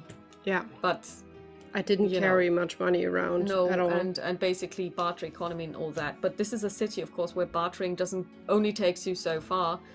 And here people actually want coin. So when you go to the inn, they tell you that they want 5 copper pieces each. So there's 100 copper pieces to 1 silver. Okay. So 10, and then you still have 190 left. And that will buy you 1 room for the 2 of you, and some soup and bread, and as much water as you want to draw from the well. Okay. Including the horses in the stable, or something on top for that? Funny you should say that. Will you try and get him to give you this as well, or are you just going to try and pay more? I would just ask what it would cost on top to get the stables. 1 copper? 1 copper. For both horses or per horse? For both horses. She's fine to pay that. She doesn't have the best feeling for money, I'm quite sure, because... Yes, that is true. That is true. Nor does Siobhan, because, a priestess will always be kept by someone. She doesn't really have to worry about these things, because wherever she goes, somebody will give her a place to stay, unless they are godless people. So she will pay it was 5 copper per person, right? Yeah, so it's 10, 11. She would pay 12 copper just to be nice, and would give it. Thank you. He looks at the money, and then he realizes, oh my god, she's not the sharpest knife. On a 0-1, he completely understands that you have no concept, and he probably realizes next time he'll charge you more. He critted. Okay, so he completely gets it. You are a country bumpkin. You don't know the first thing about what's going on here. No. And so basically he shows you the room. It's a big house. It's got 2 stories up. Whoa. And cat that lives just behind your chair. And then he tells you basically that there will be soup at 6 hours after lunchtime. So, and then you can just come downstairs and get it. Thank you so much. She would also ask for any news from along the road from south, if he heard any troubles or problems on the road. Well, I mean, the further you go south after crossing, the wilder the country gets. So, there will always be vagrants that will waylay you if you're not careful, especially. And then he looks at you. Has he seen Siobhan? No, he hasn't. No, he hasn't. Well, I'm pretty sure that your husband can take care of you.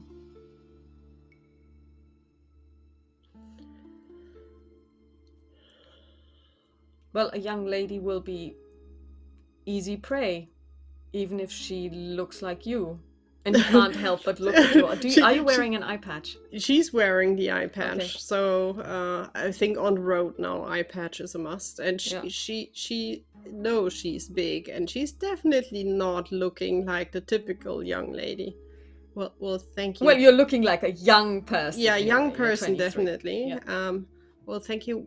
I can watch out for myself and my friend, but good to know that at least there's not like war zone or anything down, because we did not. Oh get no, news the clans haven't been at war around here for a very long time. I mean, and the last time Clan MacTuron won, and he's of Clan MacTuron, and he looks very proud.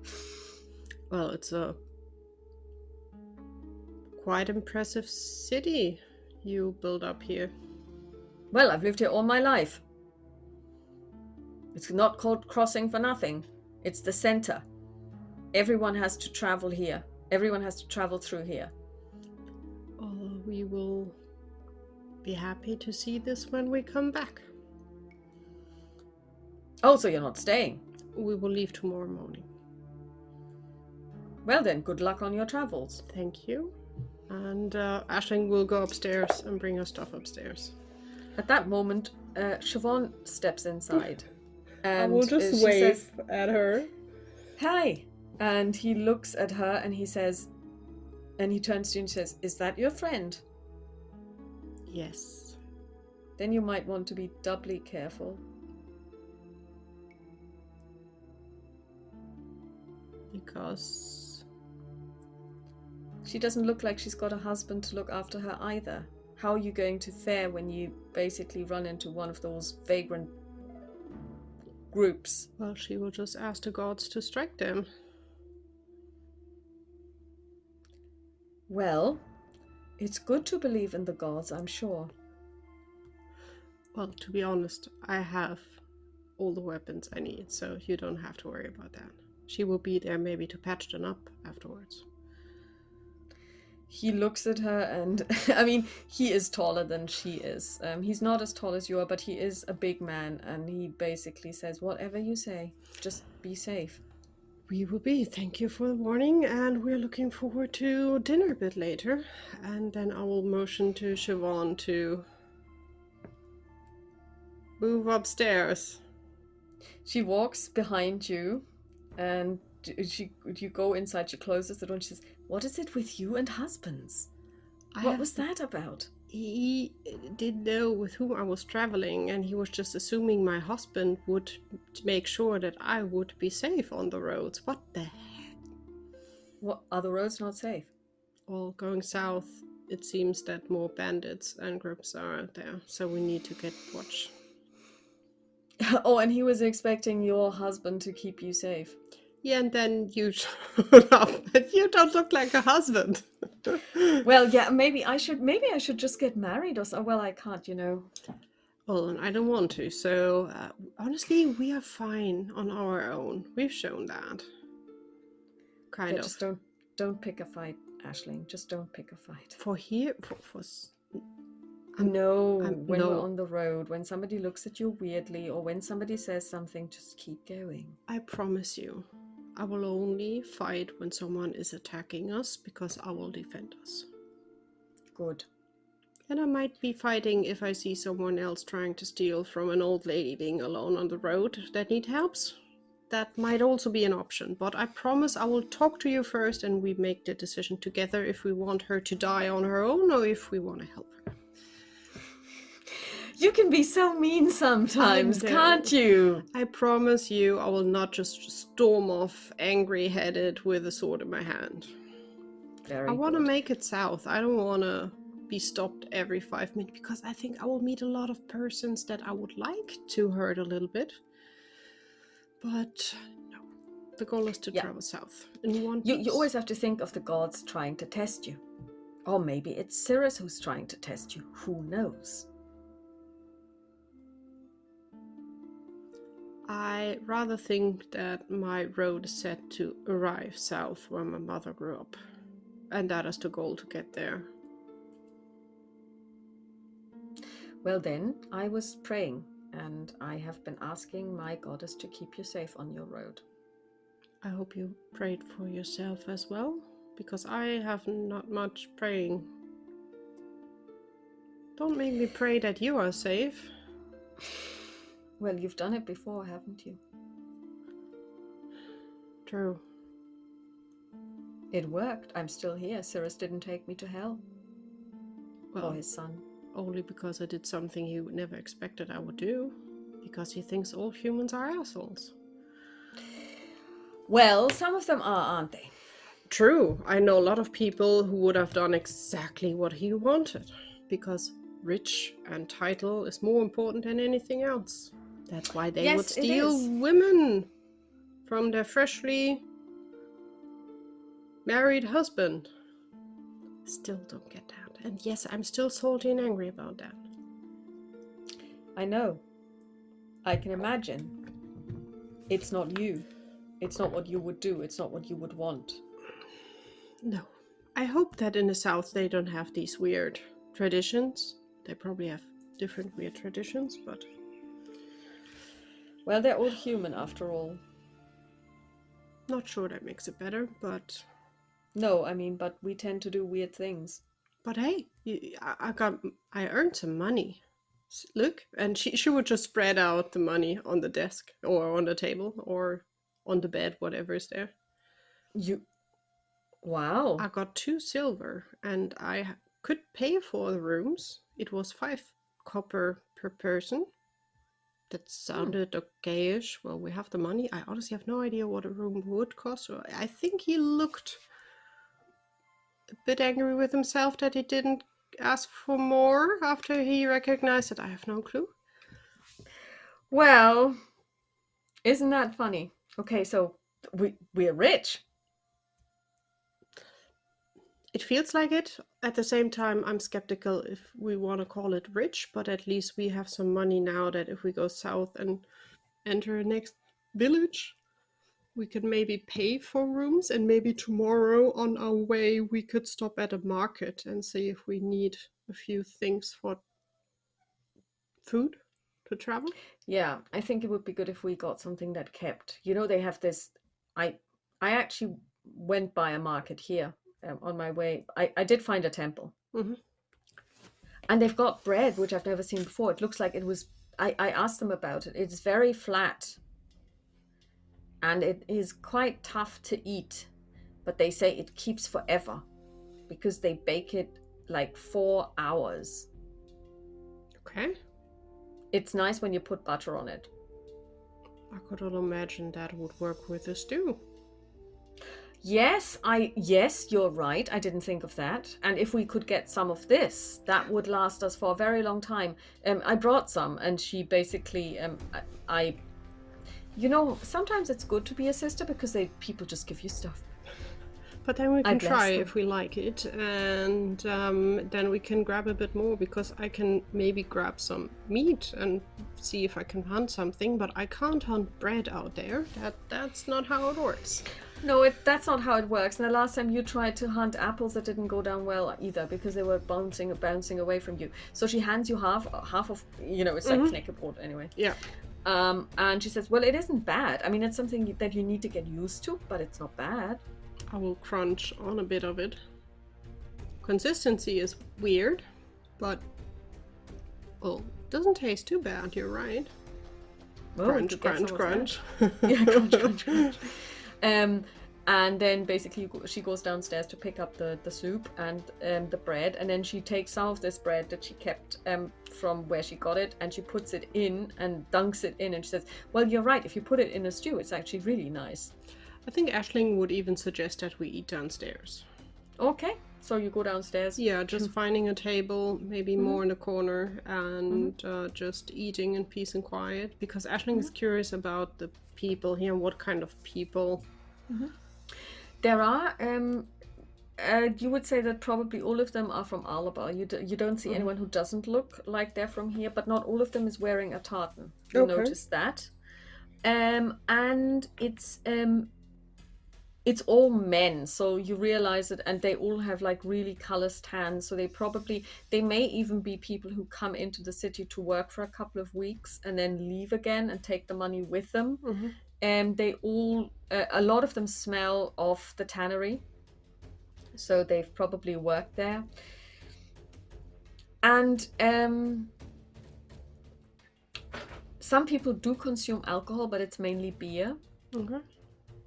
You don't see anyone drinking whiskey, but then again, it could also be because it may be too expensive. You have no idea what whiskey actually costs. But everyone is kind of, nobody's getting brawly drunk. Nobody's even getting drunk at all. And they seem to be people who are hardworking and really just come in, have their food, and then go to bed.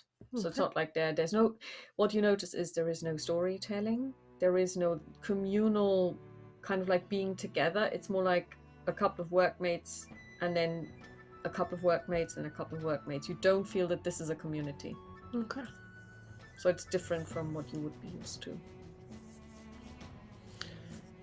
And then after food, Aisling would just, should we go upstairs? Siobhan comes with you, and well, you know, she has been to the temple, so she doesn't need to pray anymore. And she suggests taking out the map again. Yeah, Aisling would have had the same idea anyhow. And while she's opening it, do you think they would mind if we add a few things? I don't think so. It's your map. Well, And if you're ever going to show it to someone, they would find more information than is on it now, so why not? then that's a question if I should scribble or you maybe rather write, because your handwriting is much nicer to read. Well, I can do it. You just have to tell me what you want me to fill in. Then she would point to 1 or 2 points that we already crossed, that we have everything in there, and also note down which clan it belongs. Yeah. So she does that. So basically, Dunanol now has Clan Cormac associated with it, because you didn't know. It wasn't on the map. And then MacGregor, I don't know if you have a couple of choice words for their sire that you want to put in there. And yeah, and so basically you annotated, and she says, I was thinking we could actually start a travel log of our own. I mean, we've seen many things. We can talk about what we've eaten. I mean, just even discussing the bread. We could, at least, and we are not forgetting things that we need to tell them when we get back home. So she sits down. She licks on the quill again, puts it into the ink, and she starts writing. And yeah, and every so often, I mean, basically the two of you talk about what you've seen. She writes it down. You discuss certain things, and so she says, and after about 1 page, she's like, you know what? We need to buy more paper while we're here, because I don't know if we're going to get any paper south in the villages between here and Crisea. Oh, that is a good point. Yeah, let's see. We can probably even ask tomorrow at the inn where the nearest one would be the place to buy some paper. Yeah. So you go to bed, go to sleep, and you will wake up in Crossing. Before we go to bed, Aisling would just leave the map out and would just point to the Leven Hall and would just ask her to write down as well that it's Clan Ranald. And she looks at you, she nods, and she writes down Clan Ranald. Good. And she gives it a little bit of a flourish. Aisling would that, leave it to dry, and then she'll leave it to dry. Put it away. And sleep. In 2 weeks, you wake up in Crossing. Okay, so thank you very much. Thank you, everyone. O hi mina morviena, o hi mina korviena, o hi mina karachen, hi mina skaren foio. Hi mi gondalan taches an trukuk mi, kerer oram falches a chan en a hukas mi, jev mi an eigus gran rukem, nach rechking tonech en or. O hi mina morviena, o hi mina korviena, o hi mina karachen, hi mina skaren foicho.